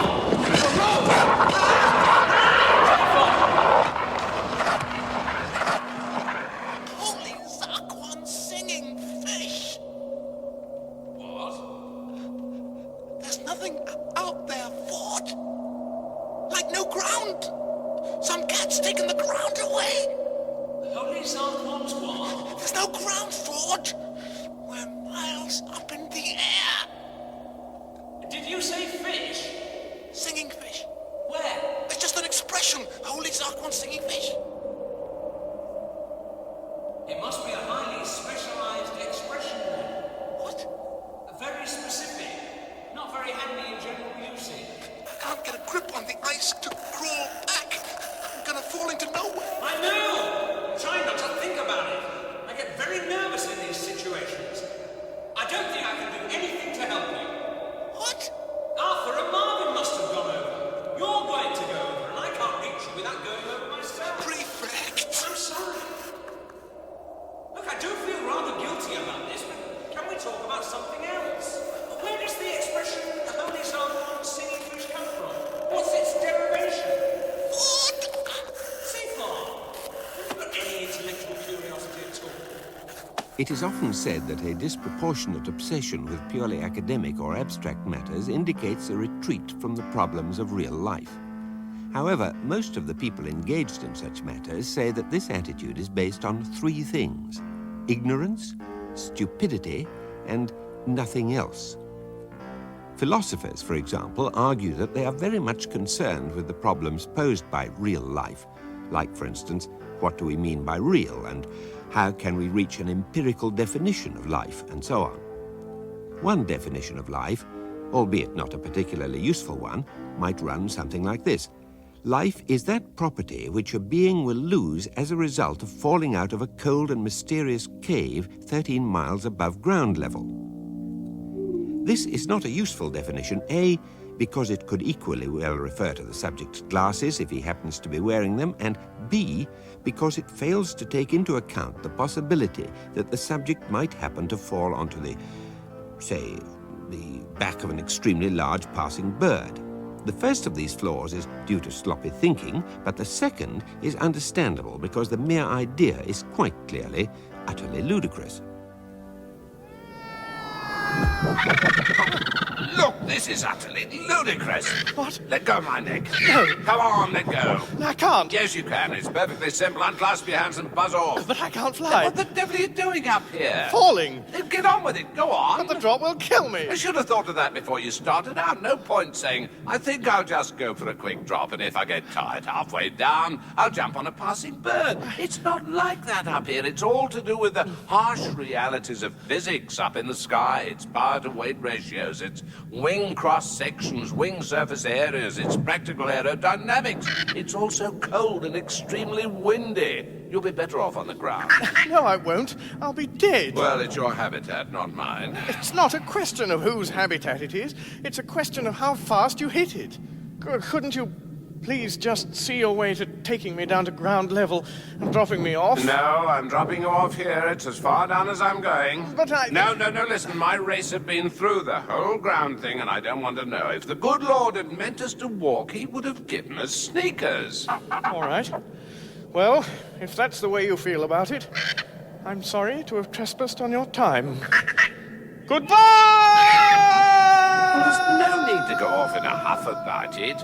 When you land, swing your knees round. Try and roll with it. Oh, hell. Oh, you again. Yes, it just occurred to me. Where did you fall from? Let go. First, tell me where you fell from. A huge, cold, white cave in the sky. You were in the cup. What do you mean, cup? The cup, it's part of the statue. What statue? The statue. I don't know what you're talking about. Let go. You mean you haven't seen the statue? No. Should I have done? Good, is it? Well, let go. Your claws are digging in my back. The only decent thing our ancestors ever did. Come on, I'll show you. I want to go down, not up. There. You see it? What? Look up, look up. You're hurting my neck. Zoom me over. Look. That's it. But it looks like just like a plastic cup hanging in the sky. It's about a mile long. Looks like plastic. Carved from solid marble there. But the weight of it. What's supporting it? What keeps it there? Art. Art? It's only part of the main statue. 15 miles high. It's directly behind us, but I'll circle round in a moment. 15 miles high? Very impressive from up here with the morning sun gleaming on it. But what is it? What's worth a statue 15 miles high? It was of great symbolic importance to our ancestors. It's called Arthur Dent, throwing the Nutrimatic Cup. Sorry, what did you say? There. What do you think of it?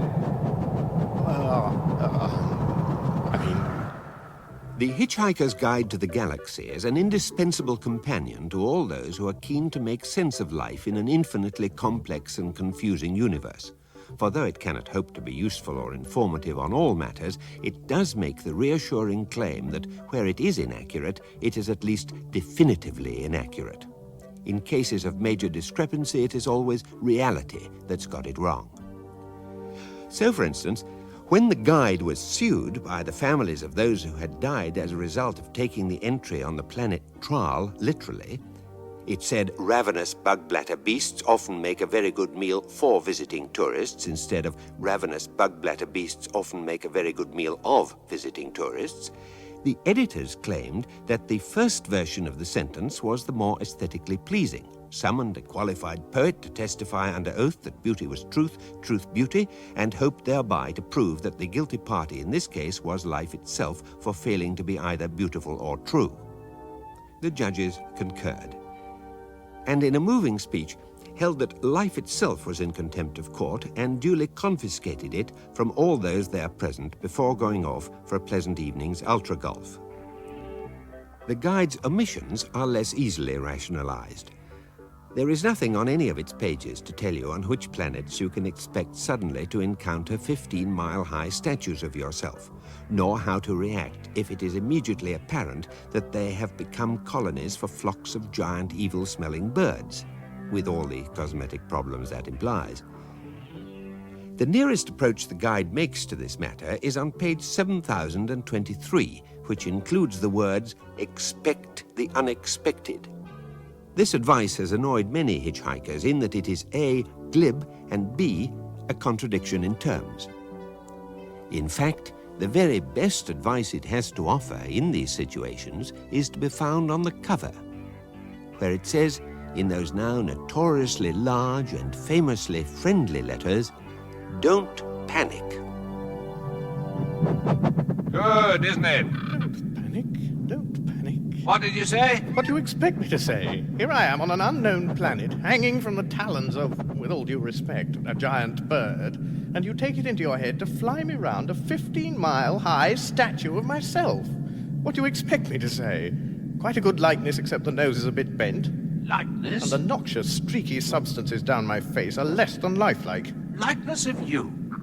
You're Arthur Dent. Well, yes. The Arthur Dent? Well, the Arthur Dent I don't know about, but that Arthur Dent is me. Can I ask you where you got it from? Our ancestors built it centuries ago. Don't panic. But this is truly incredible. I wouldn't argue with that. I think you'd better come and meet the rest of us. They're going to be terribly surprised. And so I think are you. Where do you all live? You're right here. Hold on, we'll dive into it.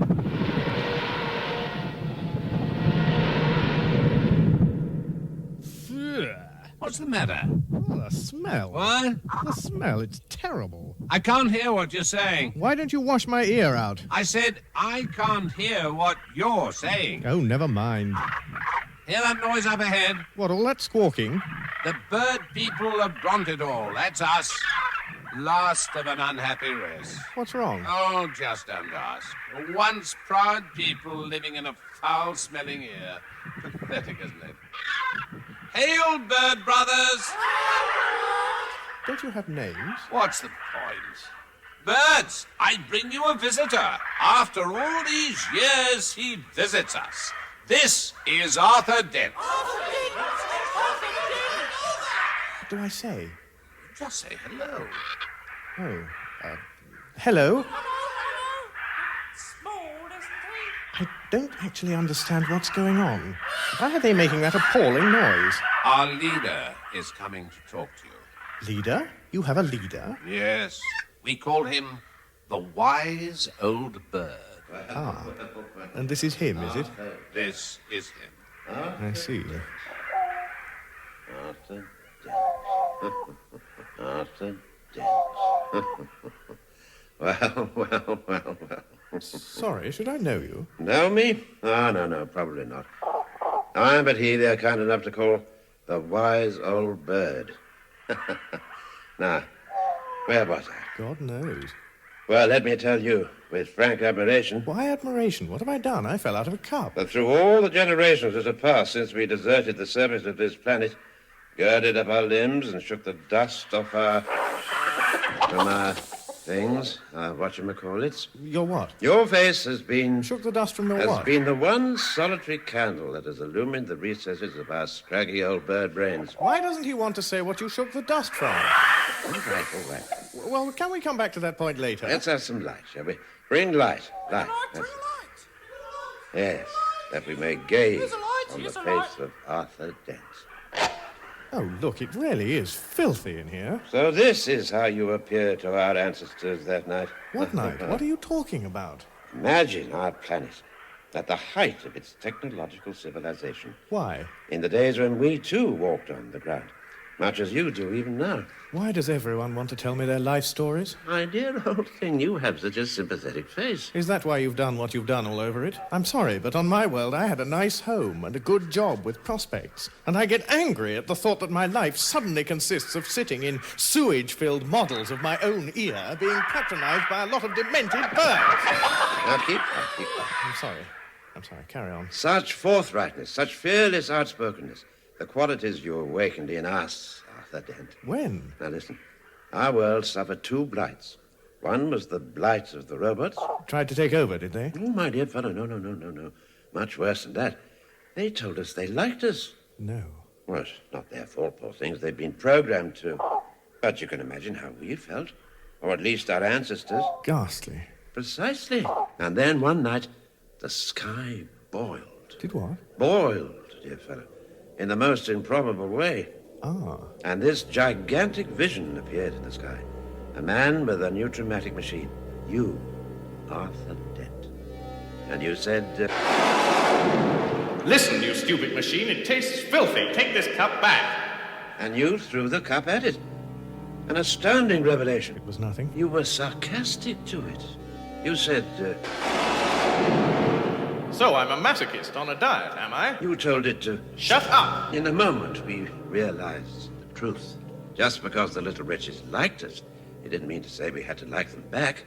And that night, we rounded up every last one of the little creeps. Bring out your dishwashers! Bring out your digital watches with the special snooze alarms! Bring out your TV chess games! Bring out your auto gardeners, techno teachers, love-o-matics! Bring out your friendly household robots! Shove them on the carts!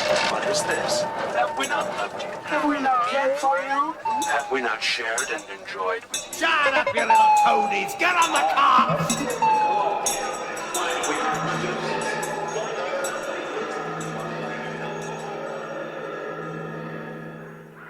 And we set them to work to build a statue as an eternal reminder. After which we sent them to a slave planet where they're doing a very useful job making continent toupees. Making what? Toupees for worlds where they've used up all the forests. Ah, look, the statue. How did you get the cup bit to stay where it is, unsupported? It stays there because it's artistically right. What? The law of gravity isn't as indiscriminate as people often think. You learn things like that when you're a bird. But you didn't start out as birds. Oh, no. We were forced to re-evolve by the second and more deadly blight. All right. And that was already too advanced by the time we rid ourselves of the robot blight. Ah, what woe was upon us. All right. What woe was upon you? Too terrible to speak of. Imagine this. We walked. What's so wrong about that? Nothing. We went for strolls, we jogged, we marched, we ambled, we competed in 500-meter hurdles. Imagine how our ancestors felt to walk through our great cities, stride across the pedestrian precincts, stroll along walkways, maybe wander into a small wine bar to have lunch with a girlfriend. What? Yeah, maybe play footsie under the table. And she would say how she'd been walking here, strolling there, wandering into shops, maybe trying to buy a pair of, buy some things. You know, some whatchamacallit. What things? Are these the things you refuse to talk about brushing the dust off? Oh, come on. And then they would saunter off into the sunset. Yes, very idyllic. So what went wrong? Ah, too terrible to speak of. Then why did you bring it up in the first place? Suffice it to say that we have sworn never to walk upon the ground again. What's the matter with it? Oh, if you want to know, you will have to descend to the ground where you will encounter those who have come to unravel the unspeakable nightmare of our past. All right, how do I get down there? There's an ancient express elevator down your spine that will take you straight down to ground level. Well, anything to get out of my ear. Show me the way. Can't be much more unspeakable than this lot. In today's modern galaxy, there is, of course, very little still held to be unspeakable. Many words and expressions which only a matter of decades ago were considered so distastefully explicit that, were they merely to be breathed in public, the perpetrator would be shunned, barred from polite society, and in extreme cases shot through the lungs, are now thought to be very healthy and proper, and their use in everyday speech is seen as evidence of a well-adjusted, relaxed, and totally up personality. So, for instance, when in a recent national speech, the financial minister of the Royal World Estate of Qual Vista actually dared to say that due to one thing and another, and the fact that no one had made any food for a while, and that the king seemed to have died, and that most of the population had been on holiday now for over 3 years, the economy had now arrived at what he called one whole juju flop situation. Everyone was so pleased he felt able to come out and say it that they quite failed to notice that their 5,000-year-old civilization had just collapsed overnight. But though even words like juju flop, swat, and turlingdrome are now perfectly acceptable in common usage, there is one word that is still beyond the pale. The concept it embodies is so revolting that the publication or broadcast of the word is utterly forbidden in all parts of the galaxy except one, where they don't know what it means. That word is Belgium, and it is only ever used by loose-tongued people like Zaphod Beeblebrox in situations of dire provocation, such as... And I'll tell you another interesting thing. I don't want to be interested. I don't want to be stimulated or relaxed or have my horizons broadened. I just want to be rescued, Ford. I just want to be sweating while rescued. Well, I'm sorry. I've told you. No way. Oh, Belgium, man! Belgium! All right. I'll get my towel. Your towel? Yeah. I'll hold on to this end. I'll throw you the other end. There. Got it? Got it. Okay, pull. I'm pulling. Go on, pull. I'm coming. Go on, pull. Go on, a bit more. Go on. That's it. Go on.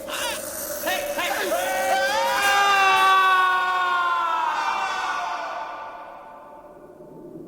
You stupid Gent. You said pull, man. Yeah, not that hard. How hard did you expect me to pull? Just not quite hard enough to actually pull me up. I can't stand heights. Then don't worry, we're on our way down. Listen, we'll be all right. We may land in the water or something, you know. Can you swim? I don't know. What do you mean you don't know? Well, I don't like to go into water, you know, in any great detail. What kind of traveller are you, man? Don't like heights, don't like water? Perfectly natural. I just get a kick out of being on the ground. Well, any minute now you'll have the biggest kick of your life. I suppose we couldn't get picked up by a bird on the way down. A bird? Yeah, bird, you know, with wings. Have to be a swatting big one, man. Or two of them. Hey, will you get your head back on? The chances against one guy falling onto a passing bird are 10 to the power by overdraft, but two is just... Look, this is utterly ludicrous. Meanwhile, Arthur is in the thick of it. No sooner has he emerged from the cavernous gap between two of the statue's toes into a thick pall of smoke than he has been accosted thus. Halt! Who goes there? What? Friend or foe? Who, me? Friend or foe? Do I know you? Answer, friend or foe? Well, without knowing you, it's hard to tell. I mean, I quite like some people, others not so much. Answer. Well, it has to be said that on balance, very few of the people I count, or rather counted as friends, most of them have been disintegrated, you see. Very few of them have piercing red eyes, black armor, and laser rifles. So I think the answer is probably veering towards... Answer or I fire! Ah, well, that clinches it, I'm afraid. I don't think we're going to be friends. This planet is the property of the Dullman Saxville Galactic Corporation. Trespassers are to be shot. Whose property? What about the bird people? You have established communication with the avian perverts. Well, chatted. Didn't understand a lot of it, to be honest. What do you mean, perverts? Perverts, subversives. All perverts, subversives, and trespassers are to be shot. Well, that should keep you busy. Bye now. On. I command you to fall.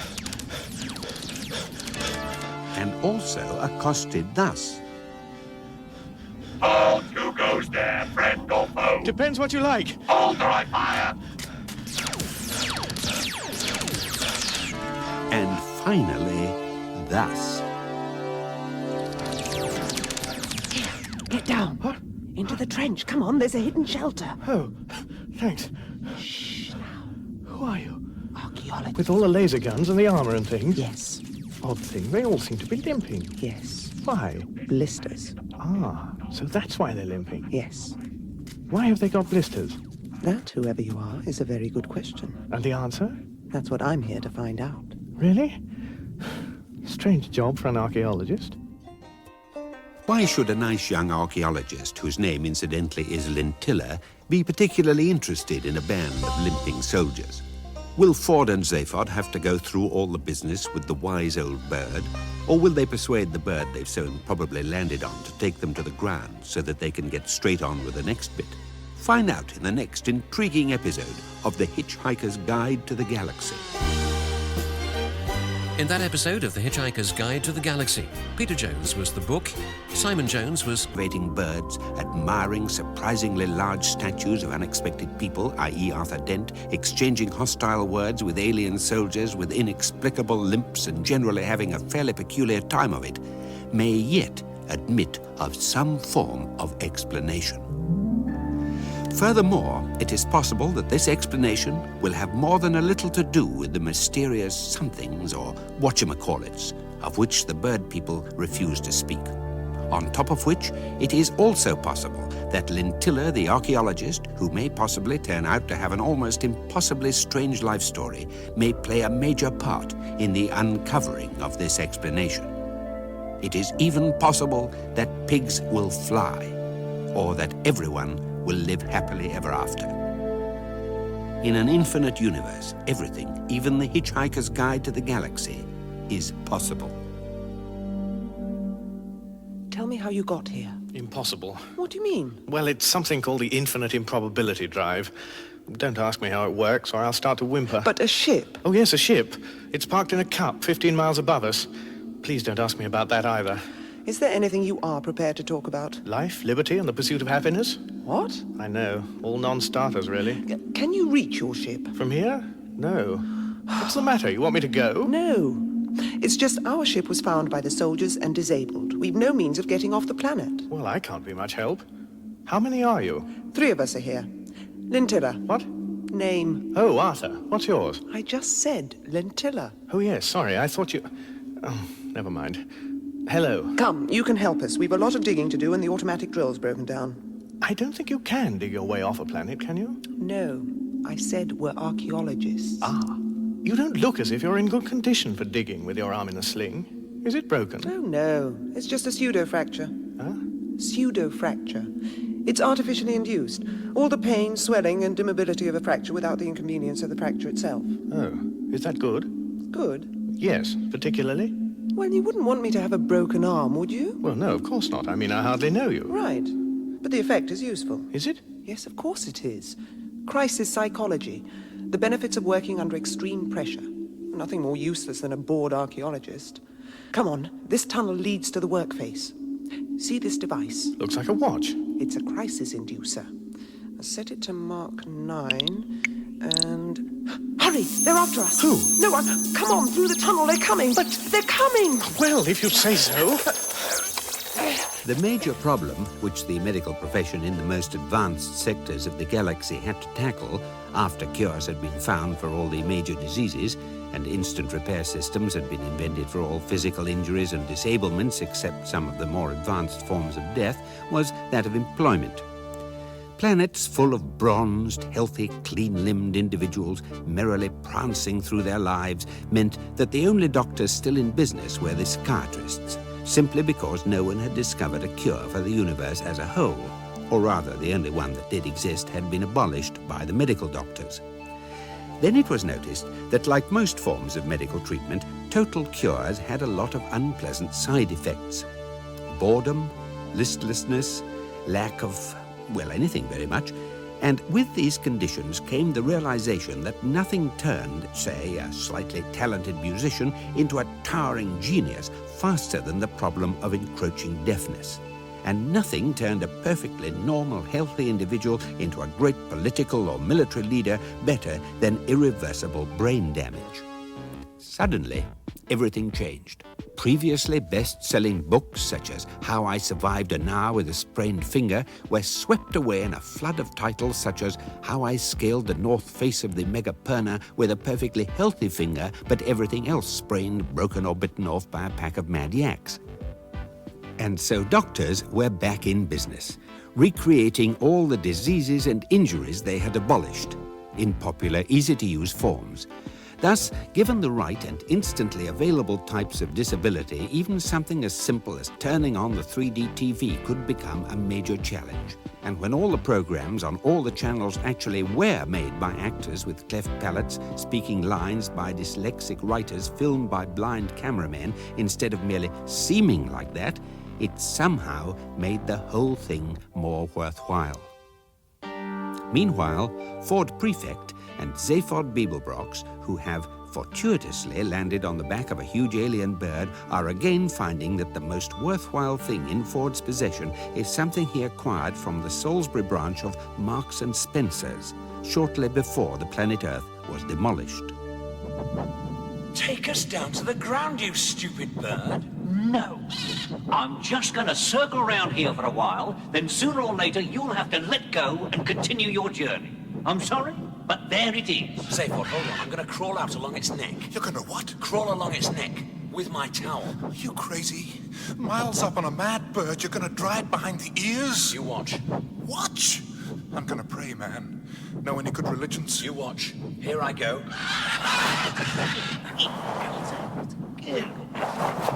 Say, Ford, how am I doing? What? How far have I got? How do I know, man? I've got my eyes closed. Don't you know how far you've got? No. I've got my eyes closed. Terrific! Get off my neck. No. Get off my... What are you doing? I'm wrapping my towel round your eyes, you bird. I can't see where I'm flying. You don't need to if you fly downwards. Just follow the force of gravity. It's very simple.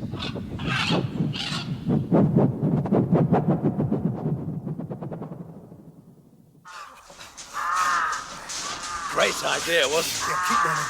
With the towel. Great little number. Watch it! Keep running. Just follow the force of gravity, I said. It's simplicity that always works, you know. Here comes another! Will you just keep running, man? I'm running. And it's the simplest ideas that take the greatest intelligence, you know. I mean, forget Marvin. I'm the one, you know, the intelligent one. When I go to bed at night, I don't need to read a book. I just glance through my brain for half an hour. Run! We've got to find shelter! There's something in the distance. Can't quite make it out. Head for it. Keep running, man. How many birds, you reckon? Couple of dozen. Keep running. Well, they can't keep it up indefinitely. I mean, they'll have to go and eat something, you know? I mean, looking at it purely from the biological angle. Right. And then they'll have to put their feet up for a couple of hours whilst they go through all the digestion bit. And then... Keep running. Yes, probably going to need a new towel at some stage.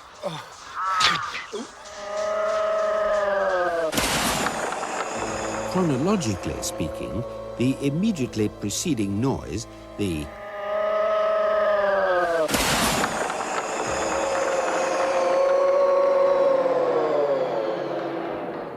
noise does not in fact belong in this position. It has not been heard by Ford Prefect or Zaphod Beeblebrox, and neither have they witnessed the event that caused it. It is included at this moment partly to point up certain causal relationships between events past and events to come, and partly to create a sense of mystery and wonder. A, as to what it could possibly be, B, as to the nature of these past and future events, and C, as to whether these alleged causal relationships will become important, or indeed apparent. For the moment, suffice it to say that the event has taken place, and that Arthur Dent will very soon encounter one of its consequences. This is the sound of him emerging from the tunnel. How did you manage that? You got here minutes ahead of me, and with an imaginary broken arm. Well, that's the whole point. You always overcompensate for your disabilities. I'm thinking of having my whole body surgically removed. Right. Crisis over. I've turned off our pursuers. What? Oh, yes, good. Well, look, tell me. Lintilla? Yes, you told me your name, thanks. The point is... Lintilla? Where have you been? You've been hours. Who's this? I ran into some foot soldiers and had to stay hidden. I found this. Who is it? He says his name's Arthur, but I think he's harmless. He can help us dig. Excuse me, who is this? This is Lintilla. But I thought you... Where's Lintilla? Who? Over there at the workface. Most extraordinary thing has happened. Yes, very probably, Hello? but why... Is that you, Lintilla? Excuse me, can I get a word in edgeways? What do you want? Why are the three of you? Why is there only one of you? Could I have notice of that question? It's very strange. We were making hardly any progress at all without the drill. Then just when I turned my back, there was an extraordinary noise. What sort of noise? A sort of noise. When I looked back, a whole shaft had opened up. Really? Really? It's exposed all the archaeological seams. We're almost home and dry. But that's impossible. Well, I don't know about impossible. It's very improbable. But why are you all exactly the same as each other? Well, you're exactly the same as yourself, aren't you? This is true. Well then. But unhelpful.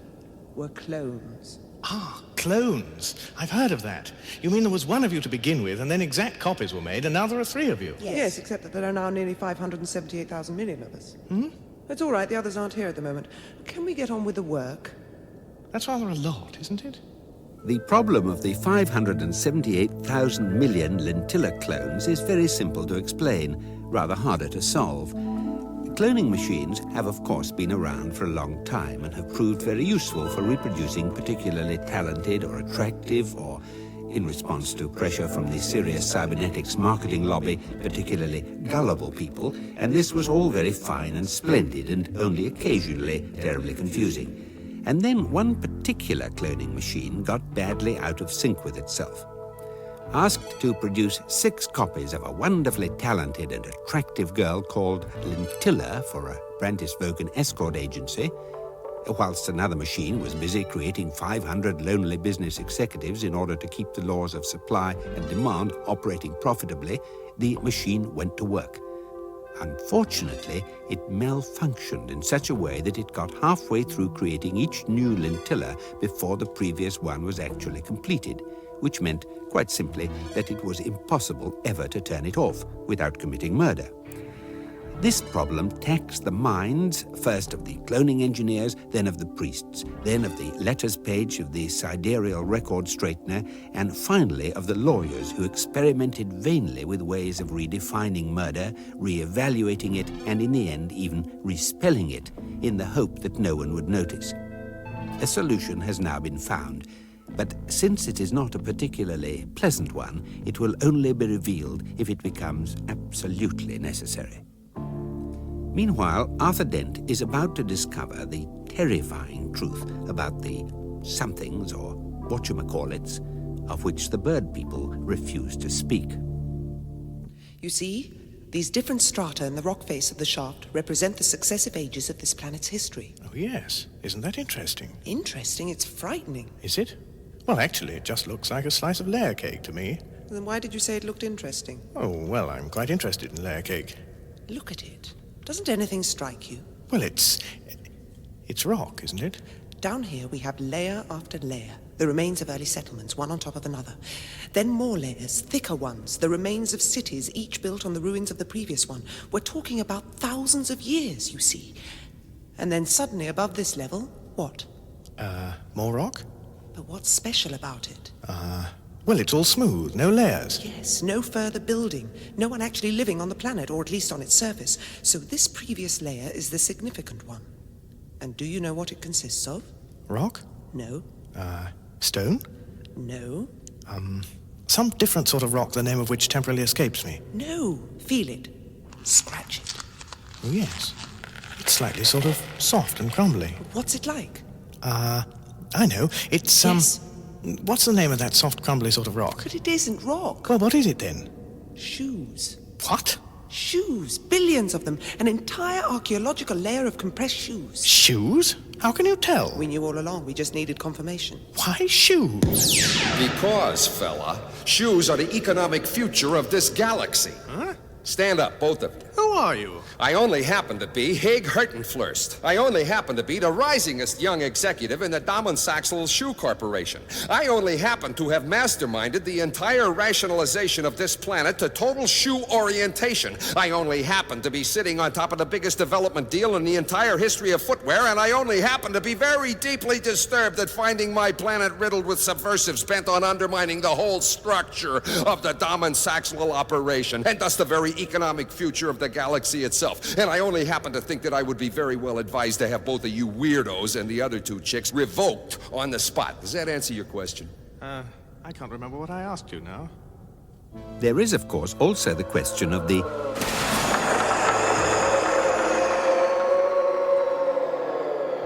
noise, which, as has been suggested, was in some way connected with the sudden and fortuitous appearance of a deep shaft in the ground.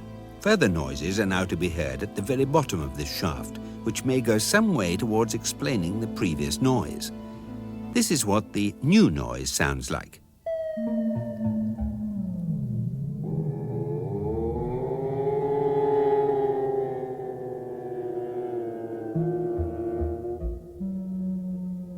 After a while, it develops along these lines.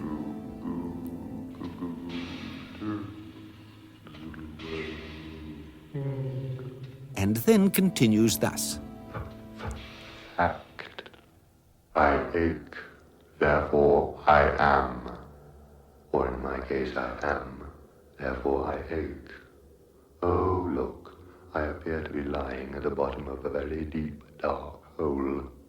That seems a familiar concept. What does it remind me of? Ah, I remember. Life. Perhaps if I lie here and ignore it, it'll go away again. Or then again, perhaps not. To be perfectly frank with myself, If it didn't go away as a result of me falling 15 miles through the air and a further mile through solid rock, I'm probably stuck with it for good. Why don't I just lie here anyway? Why don't I climb out? Why don't I just go zoodle wordle? Does it matter? Even if it does matter, does it matter that it matters? Zoodle wordle, zoodle wordle, zoodle wordle. And so on. Meanwhile, at the top of the shaft, mere nanoseconds have passed since Arthur said, "I can't remember what I asked you now." You! Me? Why do those other two chicks we picked up look exactly like you? It's a long story. Quick précis, then. Because. That's neat. Now listen, I could just have you revoked. Revoked? Yeah, K-I-L-L-E-D, revoked. But instead, I think I'll suddenly take a liking to you both. Oh, don't we get any say in the matter? Foot Warrior! I've decided to take these two back to my office and like them. Sir. I think I'd like them on the wall best. See to it. We'll go in my business buggy. At once, sir. And don't limp. No, sir. I'll try not to, sir. Don't just try, cut it right out. Yes, sir. Now you're limping with your other foot. Yeah. Yes, sir. Don't limp with either foot. Right, sir. You two prisoners. Who, us? Pick up the Foot Warrior and bring him back with you. Thank you, sir. Welcome to my office, the nerve center of the operation here. Since you were so keen to find out the truth about us, you shall see it in comfort. Foot Warrior. Sir? Showed him the film. Yes, sir. Oh. You two. Carry him to the projector scope. What's the matter with him? His feet are the wrong size for his shoes. Ah. Thank you. Thank you so much.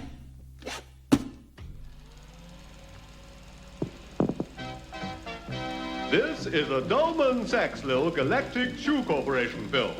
Adventures in aggressive marketing. Take a planet, any planet. Take, for instance, the planet Bartrax, or Hertringfur, or Earth, or Kiasmodus. That's where I come from, or but it's been Aslan, demolished. Or any of the many planets we have currently declared marketing being on. demolished? Much. You watch. We will see what can really be achieved by looking at the planet Brontosaurus. That's my baby. They're very proud of me back at Central Office. Mere centuries ago, a happy, prosperous, busy planet, all right. Yes, not a care in their world. Hello. Morning. You happy? Ooh, terribly happy today, thank you. Yes. And you, prosperous? Oh, indeed, sir, yes. You busy? Oh, yes, yes. And healthy, bright eyes, clear skin, feet in good nick. Isn't life a wonderful thing? Oh, yes. Super. Oh, yes, only one tiny little thing wrong here. They're not making money for the Dolman Saxlow Shoe Corporation. So? So, on the far side of their moon, we set up a Dolman Saxlow shoe shop intensifier array, and suddenly the people are gripped by an insane, irrational desire to build shoe shops. In every road, on every street corner, in every city shopping precinct, shoe shop after shoe shop. Oxford Street. What? Oxford Street. They just showed a picture of Oxford Street. And then we really put the screws on them. Yes, fashion. Every year the shoes in the shops are either much too wide or much too thin, or in extreme cases even joined together at the heel. Oh yes, how we laughed up on the backside of their moon. How we cried with laughter when every last shop on the planet was turned into a shoe shop. How we coughed and spluttered with mirth when the people tried to revolt and we had to send in the Foot Warriors. Do not panic. Lay down your arm. We just want you to relax and enjoy your shoes. They are very stylish and fashion conscious. Be cool. Step out in style. Relax and enjoy your shoes. Relax and enjoy your shoes. Relax and enjoy your shoes. What's happening? Why have the lights gone out? Foot Warrior! Sir? Go to the emergency power supply. Can't, sir. Think I've got gangrene of the feet. Well, then just seize the prisoners. Sir. Prisoners? Yes? Seize each other. Now, what's going on out here? Who's that breaking down the door? Marvin! I suppose you'll want to be rescued now. Oh, yes, please. Not you. Come on, Lintilla, let's get out of here. Well, come on then, if you're coming. Wait! I've just got to turn on my crisis inducer. There. Oh, come on, they're after us! Down the corridor. This way? Yes. That's up the corridor. Right up the bloody corridor, come on! Oh, that way. I thought you were pointing down the... And so everything points to shoes as being the mysterious somethings, or whatchamacallits, of which the bird people would not speak. And the curious fact is that the shoe shop intensifier ray mentioned mere seconds ago is in actuality a phony, designed to make Dolman Sachs Lil executives feel they're doing something excitingly aggressive when in fact all they need to do is wait. The shoe event horizon is now a firmly established and rather sad economic phenomenon, which in future times will be taught as part of the basic middle school life, the universe and everything syllabus. Here is a typical computer class from the Brandisvogel Megalice, Unidate N11 VCK 168. Good morning, life form. Hi, Teach. Are you sitting comfortably? Yes. Then stand up. Harsh economic truths, class 17. You are standing up? Yes. Good. Posit. You are living in an exciting go-ahead civilization. Where are you looking? Up. What do you see? The open sky, the stars, an infinite horizon. Correct. You may press the button. Thank you. Oh, that feels nice. Posit. You are living in a stagnant, declining civilization. Where are you looking? Down. What do you see? My shoes. Correct. What do you do to cheer yourself up? Press the button. Incorrect. Think again. Your world is a depressing place. You are looking at your shoes. How do you cheer yourself up? I buy a new pair. Correct. Can I press the button? All right. Oh, it's so nice. Now, imagine everyone does the same thing. What happens? Everyone feels nice? Forget the button. Concentrate. Everyone buys new shoes. What happens? More shoes. And? More shoe shops. Correct. Can I? No. Oh. And in order to support all these extra shoe shops, what must happen? Everyone must keep buying shoes. And how is that arranged? Manufacturers dictate more and more different fashions and make shoes so badly that they either hurt the feet or fall apart. So that? Everyone has to buy more shoes. Until everyone gets fed up with lousy, rotten shoes. And then what? Why can't I press the button? And then what? Come on. Massive capital investment by the manufacturers to try and make people buy the shoes. Which means? More shoe shops. And then we reach what point? The point where I press the button again. All right. Oh, that's so nice. That's really nice. And then we reach what point? The shoe event horizon. The whole economy overbalances. Shoe shops outnumber every other kind of shop. It becomes economically impossible to build anything other than shoe shops. And bingo, I get to press the button again. Woo! Wait for permission. Now, what's the final stage? Every shop in the world ends up as a shoe shop. Full of? Shoes no one can wear. Result? Famine, collapse, and ruin. Any survivors eventually evolve into birds and never put their feet on the ground again. Excellent. End of lesson. You may press the button. Oh, that's nice. Thank you, Teach. Goodbye. Aren't you forgetting something? What? Press the other button. Oh, right.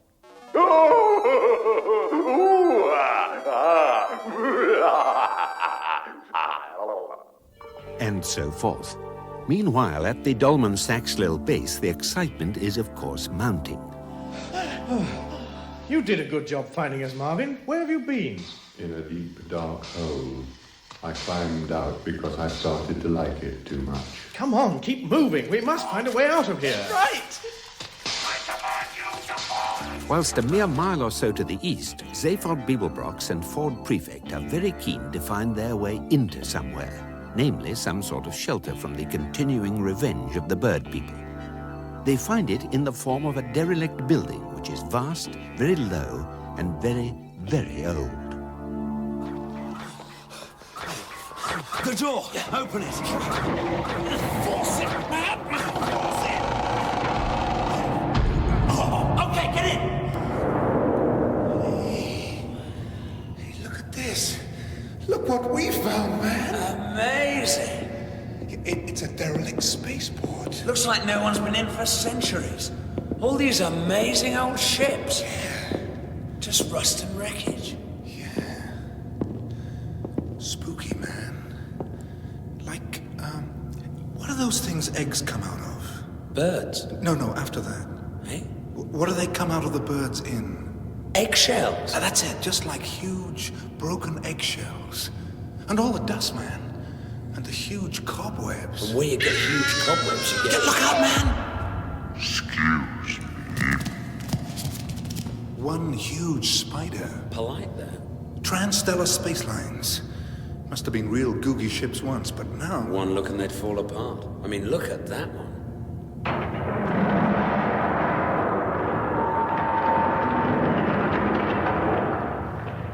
It fell apart, man. Hey, but look at that one. The big one over there. It's covered with muck and dust, but looks like it's still in one piece. Yeah, and it's still connected to its supply lines. Hey, man, feel this supply line. Hey, it's... weird. You know what I'm thinking? No. Neither do I. It's frightening, isn't it? Let's take a look. Ford? Yeah? Is this ship... Feels like it's on power. Just a very slight vibration. But it must have been here for centuries. Hey, man, pass me those 4 bits of tubing. What, these? Yeah. I'm gonna make me a stethoscope and take a listen to this baby.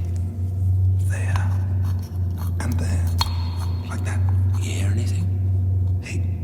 Yeah, I can hear something. What is it? Ford, I don't believe what I just heard. Here, let me listen. Okay, but you better keep your head screwed on, kid. What has Zaphod heard in the space liner? And is it really as horrifying as all that? Will it lead him directly to the discovery of his goal, despite his singular lack of exertion in that direction? Will it become absolutely necessary to reveal the unpleasant solution to the problem of Lintilla's clones? Will everything tie up neatly, or will it be just like life, quite interesting in parts, but note that Ford Prefect and Zaphod Beeblebrox have broken into an ancient building, concerning which they have reached the following conclusion. It's a derelict spaceport. And within which they have discovered a large number of amazing old ships, whose condition has been described by Ford Prefect in these terms. Just rust and wreckage. And by Zaphod Beeblebrox like this. Just like huge, broken eggshells. We find that one ship has caught their eye for this reason. It's covered with muck and dust, but looks like it's still in one piece. Yeah, and it's still connected to its supply lines. And we find that this provokes them into closer investigation. This is what they find. Feels like it's on power. Just a very slight vibration. But it must have been here for centuries. Hey, man, pass me those 4 bits of tubing. What, these? Yeah. I'm gonna make me a stethoscope and take a listen to this baby. There. And there. Like that. You hear anything? Hey. Yeah, I can hear something. What is it? Ford, I don't believe what I just heard. Here, let me listen. Okay, but you better keep your head screwed on, kid. You can hear? Yeah. It's a voice. But can you hear what it's saying, man? Can you get your mind behind what it's saying? Shh. I'm trying. Transstellar Space Lines would like to apologize to passengers for the continuing delay to the departure of this flight. Weird. We are currently awaiting the loading of our complement of small lemon-soaked paper napkins for your comfort, refreshment, and hygiene during the flight, which will be of 2 hours duration. Meanwhile, we thank you for your patience. The cabin crew will shortly be serving coffee and biscuits again. Say, Ford, how long has this ship been standing here? Man, there's a departure board right behind us. I've been looking at the flight schedules. Man, this ship is late. Man, this ship is very, very late. Man, this ship is over 900 years late. Say, Ford, we got to get in there. But man, can you cope with what we might find? I don't know. We got to get in there. We gotta get in there. What we find, we find. What we also find is that Arthur Dent, Marvin, and the girl Lintilla, who, as has already been established, has now been cloned over 578,000 million times, and has thus created a problem in some quarters, are now thoroughly lost in the Dolman Saxlil base. This is because there is no light, which is in turn because Marvin has done something aggravating to the Dolman-Saxlell power supply, which is in turn because he was anxious to create some confusion under cover of which he could rescue Arthur and Lintilla, which was in turn because they had been captured by Hig-Hurtenflurst, which was in turn because... and so on back to the initial and highly controversial creation of the universe. Only 2 of Lintilla's 578,000 million clones are on the planet Brontitor with her, and it is more than likely that we shall also find them. Ah, there's your better half and worse half. Or at least you're exactly the same halves. Thirds, Lintilla! whatever. Why do people Lintilla! leave such complicated What lives? happened to you? There were a couple of foot warriors standing guard over us, but after a while they sat guard over us. Then they wandered away to find some corn plasters, and so we escaped. Right, where are we going? How should I know? It's your universe. You go where you like. We'll get back to our ship. I thought you said it didn't work. But there's a derelict spaceport about a mile or so from here. We might be able to get some parts to repair it with. Ah, well, I'm not very skilled at repairing spaceships. Well, you can learn. Take a bit of time, I think. You could take some evening classes. What, here? Yes. I've got a bottle of them, little pink ones. Well, Come on, then, let's get out of here before they restore the power and find us. They restored the power. They found us. Keep down. We demand that you keep yourself up, brother. With your hand up. We've got you covered. Shooting us won't do you any good. Or us, for that matter. That's right. Come out. Now. It probably seems a terrible thing to say, but you know what I sometimes think would be useful in these situations? What? A gun of some sort. Will this help? What is it? It's a gun of some sort. Oh, that'll help. Can you make it fire? Yes. Right. Look, why don't you keep firing at them? I'll make a dash for the next intersection. You throw me the gun, I'll keep firing, and you make a dash for it. Did you ever see Gunfight at the OK Corral? What? No, you wouldn't have done. What? Never mind. No, what? No, just an old Western. Oh, please, I don't want to talk about it. Right.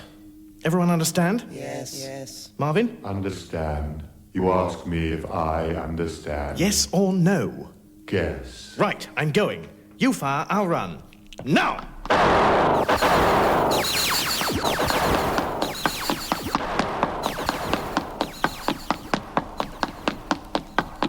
Right. Excuse me. Who are you? Me? Ah, well, you see, what it is, is I'm Poodoo. And look, I'm sorry to interrupt. Are you busy? What? Yes. Can I just ask you something? No, in a minute. Please get back. Right. Lintilla! Only I can see you're busy, so I won't take up a moment of your time. If I could just... What? Introduce a couple of friends of mine. Well, 3, actually. 4 if you count the priest. Hello. Only we were wondering... Who are you? Can I just ask you something? Look, please. It's just, do you know those girls over there? What? Yes. Oh, that's good. Thank you very much. That's all I wanted. That's all. Thanks. Good.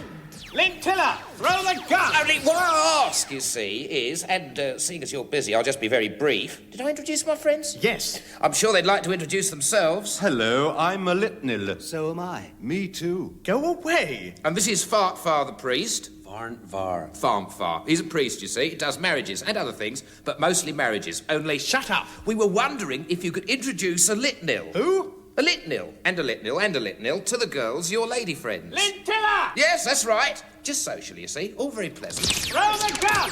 We've brought some drinks. We could just have a quiet social get-together. And some music, of course. Got to have some music. Here we go. Throw the gun! Got it! Got it! Now, when I start firing, run!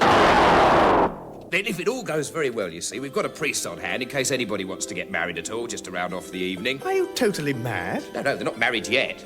Oh, did you say mad? Yes. Oh, no, well, I don't think so. I thought you said married. Of course, they would be mad talking about marrying these girls if they were married already. Well, they could talk about it, of course, but somebody else would have to actually do it. Anyway. Shut up. Righto, Squire. They're quite keen to get married, though, aren't you? Yes. Oh, yes. Very much so. Where did you nutters come from? Run! Oh, what we did, you see, is we flew in. We flew in, you see. Oh, yes, we definitely flew in. Well, bloody fly out again. Lintilla! Lintilla! Lintilla! Are you all right? Yes. Hello, ladies. Marvin? Never better. Good. Still very bad, though. Right. All you Lintillas, can you start firing again while I run the next bit? Lintilla? What's going on? Hello. I think the lads and lasses are just getting acquainted. I'd leave them to it if I were you. What? Look, we're trying to escape from the foot warriors. Can we have parties later? Arthur, we can't believe it. These are the most attractive men we've ever met. Are they? All my life I've longed for such a man. Touching, isn't it? What the hell is going on here? Oh, just happiness, Squire. Only it's nice to bring a little happiness into life, don't you think? Yes, but there's a time and place for everything. Well, I'll just get on with the shooting and saving everybody's lives then, shall I? No kissing now, lovebirds. Very old-fashioned sector of the galaxy, this. No kissing allowed without names firmly on marriage certificates. Oh. Looks like a cue for action from you then, doesn't it, Padre? And I just happen to have the warrants for your marriage... Sorry, licenses about my person. Mad, totally bonkers. And then, as soon as you're all happily conjoined, you can get on with escaping and everything, knowing that you have the love, support and trust of your chosen partners. Nice, isn't it? Now, who's going to marry who? Listen, you foot warriors! Can you hold hard a bit with the firing? I've just got 3 impromptu weddings breaking out behind me. What? Weddings! You know, with this ring I thee wed and that sort of thing. Did you say weddings? Yes!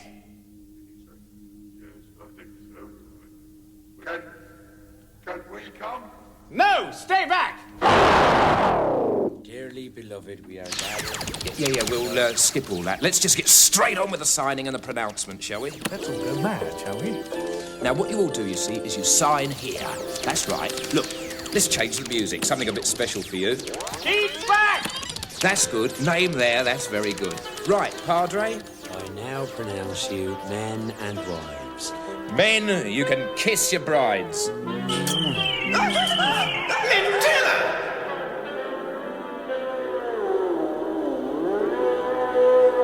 Nerve-wrackingly enough, the moment at which 2 Lintillas and 2 Elitnils unexpectedly vanish in what can only be described as a puff of unsmoke, coming as it does only seconds before Arthur discovers that Poodoo's alleged marriage licenses are not what they purport to be, but are, in fact, agreements to cease to be drawn up by the cloning machine company's lawyers, is also the moment at which it becomes necessary to consider new developments in the Ford Prefect Zaphod Beeblebrox situation.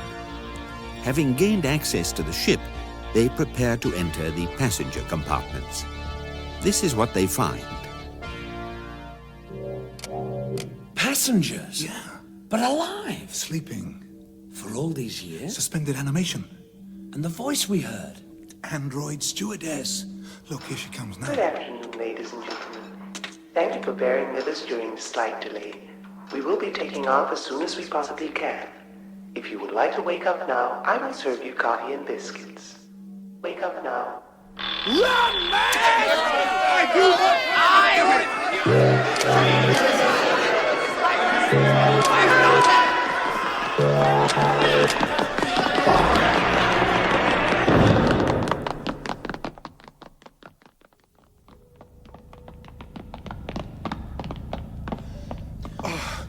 Hey, what gives, man? What gives? What gives? What gives? What gives? I mean, they woke up. They all woke up. I've never... Passengers are not allowed on the flight deck. Please return to your seats and wait for the ship to take off. Coffee and biscuits are being served. This is your autopilot speaking. Please return to your seats. Go back in there. We're not passengers. Please return to your seats. No, we're not passengers. Please return to your seats. We're not... Hello? Can you hear me? What's happening on this hell ship? There has been a delay. The passengers are kept in temporary suspended animation for their comfort and convenience. Coffee and biscuits are served every 10 years, after which passengers are returned to suspended animation for their comfort and convenience. Departure will take place when flight stores are complete. We apologize for the delay. Delay? Have you seen the world outside this ship? It's a wasteland, a desert. Civilization's been and gone. It's over. There are no lemon-soaked paper napkins on the way from anywhere. The statistical likelihood is that other civilizations will arise. There will one day be lemon-soaked paper napkins. Till then, there will be a short delay. Please return to your seats. We are not. Please return to your seats. Return to your seats. Come on, let's get out of here. Return to your seats. This way. No, Return this to your way. seats. Why? First class. Come on. Return to your seats. Return to your seats. Return to your seat. Return to your seat. Return to your seat. Return to your seat.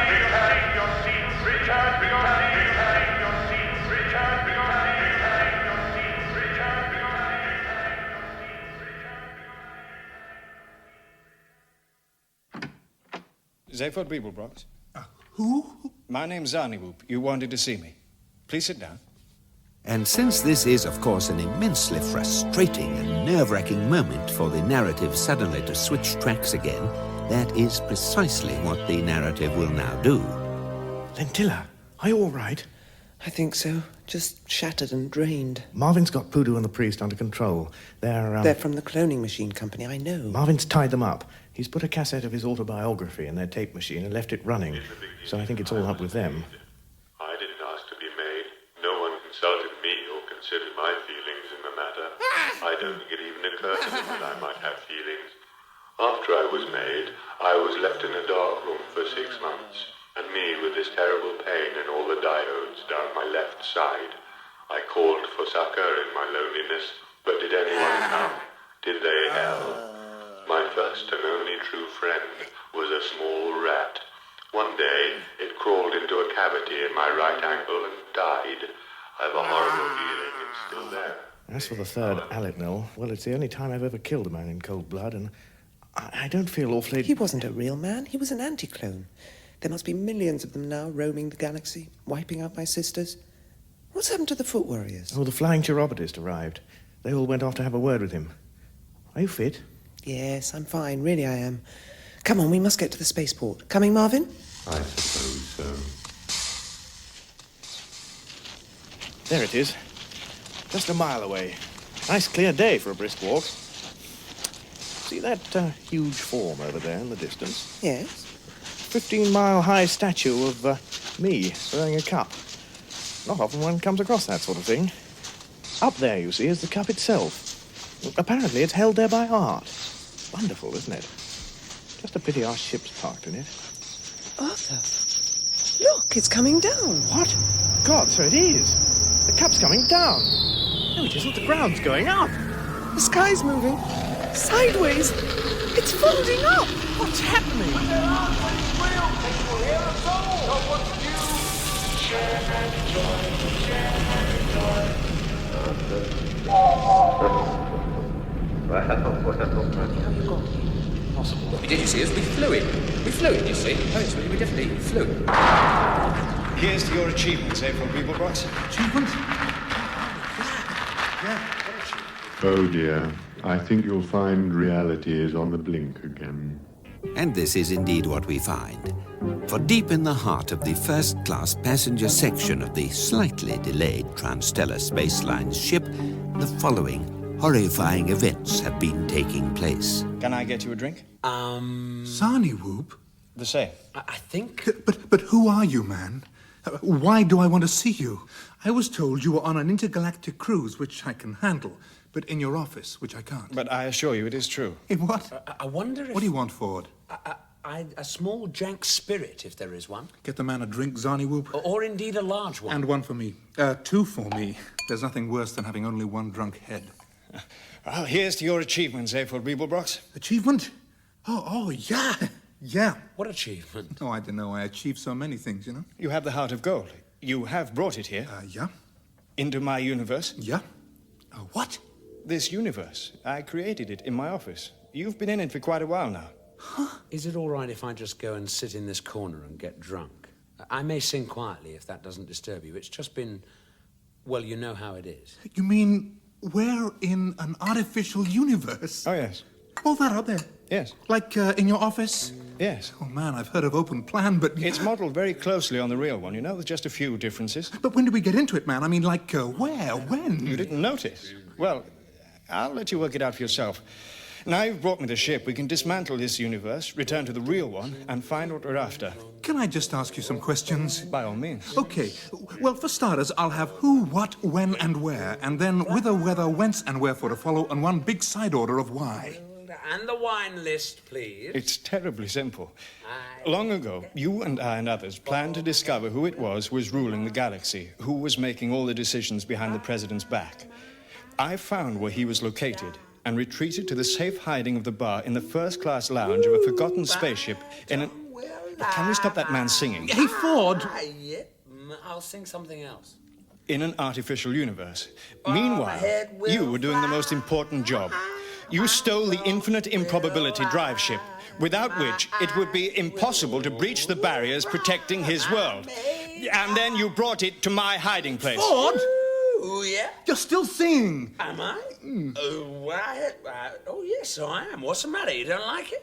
I'll sing something different. Well, Won't you I'll just bring your ship down. Then we can get out of here and get on with it.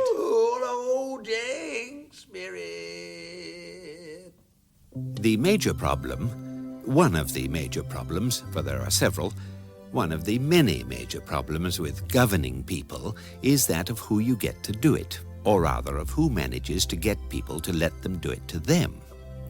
To summarize, it is a well-known and much lamented fact that those people who most want to rule people are, ipso facto, those least suited to do it.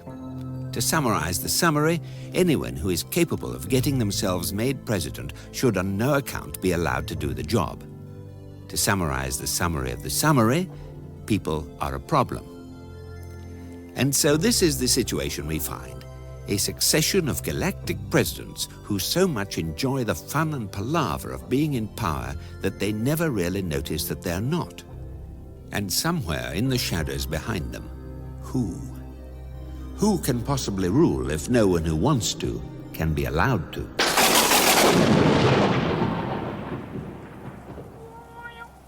Pussy, pussy, pussy, coochie, coochie, coochie, coochie.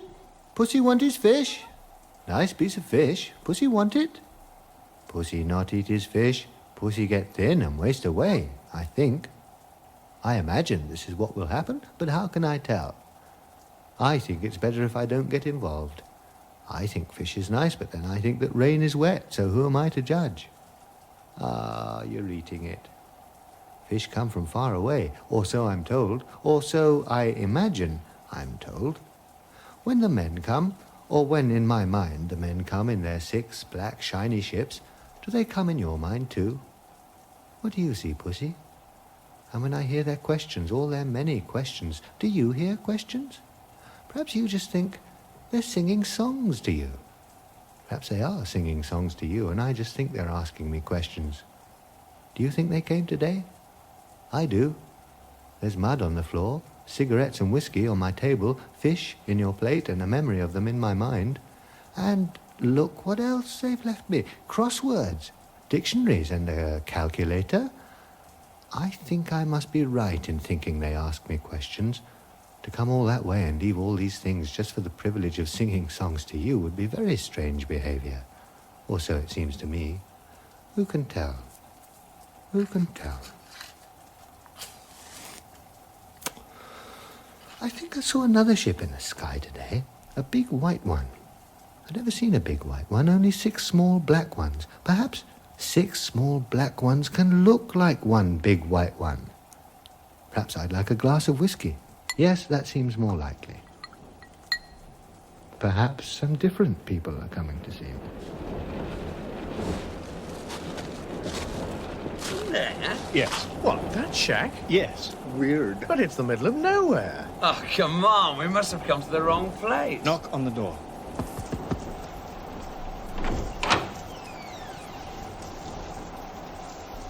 Hello? Excuse me, do you rule the universe? I try not to. Are you wet? Wet? Well, doesn't it look as if we're wet? That's how it looks to me, but how you feel about it might be a different matter. If you find warmth makes you feel dry, you'd better come in. Sure. Oh, that's fine. nice. Thank you. It's very kind. Just through. What, here? Man, what's your name? I don't know. Why, do you think I ought to have one? It seems odd to give a bundle of vague sensory perceptions a name. Listen, we must ask you some questions. All right. You can sing to my cat if you like. Would he like that? You'd better ask him that. How long have you been ruling the universe? Ah, this is a question about the past, is it? Yes. How can I tell that the past isn't a fiction designed to account for the discrepancy between my immediate physical sensations and my state of mind? Do you answer all questions like this? I say what it occurs to me to say when I think I hear people say things more I cannot say. Oh, that clears it up. He's a weirdo. No, listen. People come to you, yes? I think so. And they ask you to take decisions about wars, about economies, about people, about everything going on out there in the universe. I only decide about my universe. My universe is what happens to my eyes and ears. Anything else is surmise and hearsay. For all I know, these people may not exist. You may not exist. I say what it occurs to me to say. But don't you see? What you decide affects the fate of millions of people. I don't know them. I've never met them. They only exist in words I think I hear. The men who come to me say, so-and-so wants to declare what we call a war. These are the facts. What do you think? And I say. Sometimes it's a smaller thing. They might say, for instance, that a man called Zaphod Beeblebrox is president, but he is in financial collusion with a consortium of high-powered psychiatrists who want him to order the destruction of a planet called Earth because of some sort of experiment. Should he be allowed? Yeah. Now, wait a minute, man. Sit down, Arthur, sit down. Let go of me! Oh, Arthur, you know me. Okay, leave him. We'll sort it out later. But it's folly to say you know what is happening to other people. Only they know, if they exist. Do you think they do? I have no opinion. How can I have? Ford, the Earthman, do you think he's... I mean, that's not it, you know. That's not it at all, man. But don't you see that people live or die on your word? It's nothing to do with me. I am not involved with people. The Lord knows I am not a cruel man. You say the Lord. So you believe in... My cat. I call him the Lord. I am kind to him. All right. How do you know he exists? How do you know he knows you to be kind, or enjoys what you think of as your kindness? I don't. I have no idea. It merely pleases me to behave in a certain way to what appears to be a cat. What else do you do? Please, I am tired. What was that? I don't know, man. But I didn't like the sound of it. Let's get after the Earthman. Look, sorry to rush, great ruler. Keep up the disinterested work, right? See you around. No, wait! There is so much we must discover. Yeah, later. Arthur! Arthur! He's gone. Holy Belgium, man! So is the swatting ship! Was all that true? Oh, what is truth, man? You heard the weirdo? Fine. Zaphod, whatever may or may not happen from here on in, I just want you to know something. Yeah. I want you to know that I respect you. Great. Just not very much, that's all. What does the future hold for our heroes now? What does the past or present hold, for that matter? Will Arthur Dent now embark on a terrible and protracted vendetta against Zaphod Beeblebrox? Will he be all right, alone in the universe with only the infinite improbability drive ship, Marvin the paranoid android, Lintilla the archaeologist, Eddie the shipboard computer, a lot of chatty doors, and a battered copy of the Hitchhiker's Guide to the Galaxy for company? Who will Ford Prefect ally himself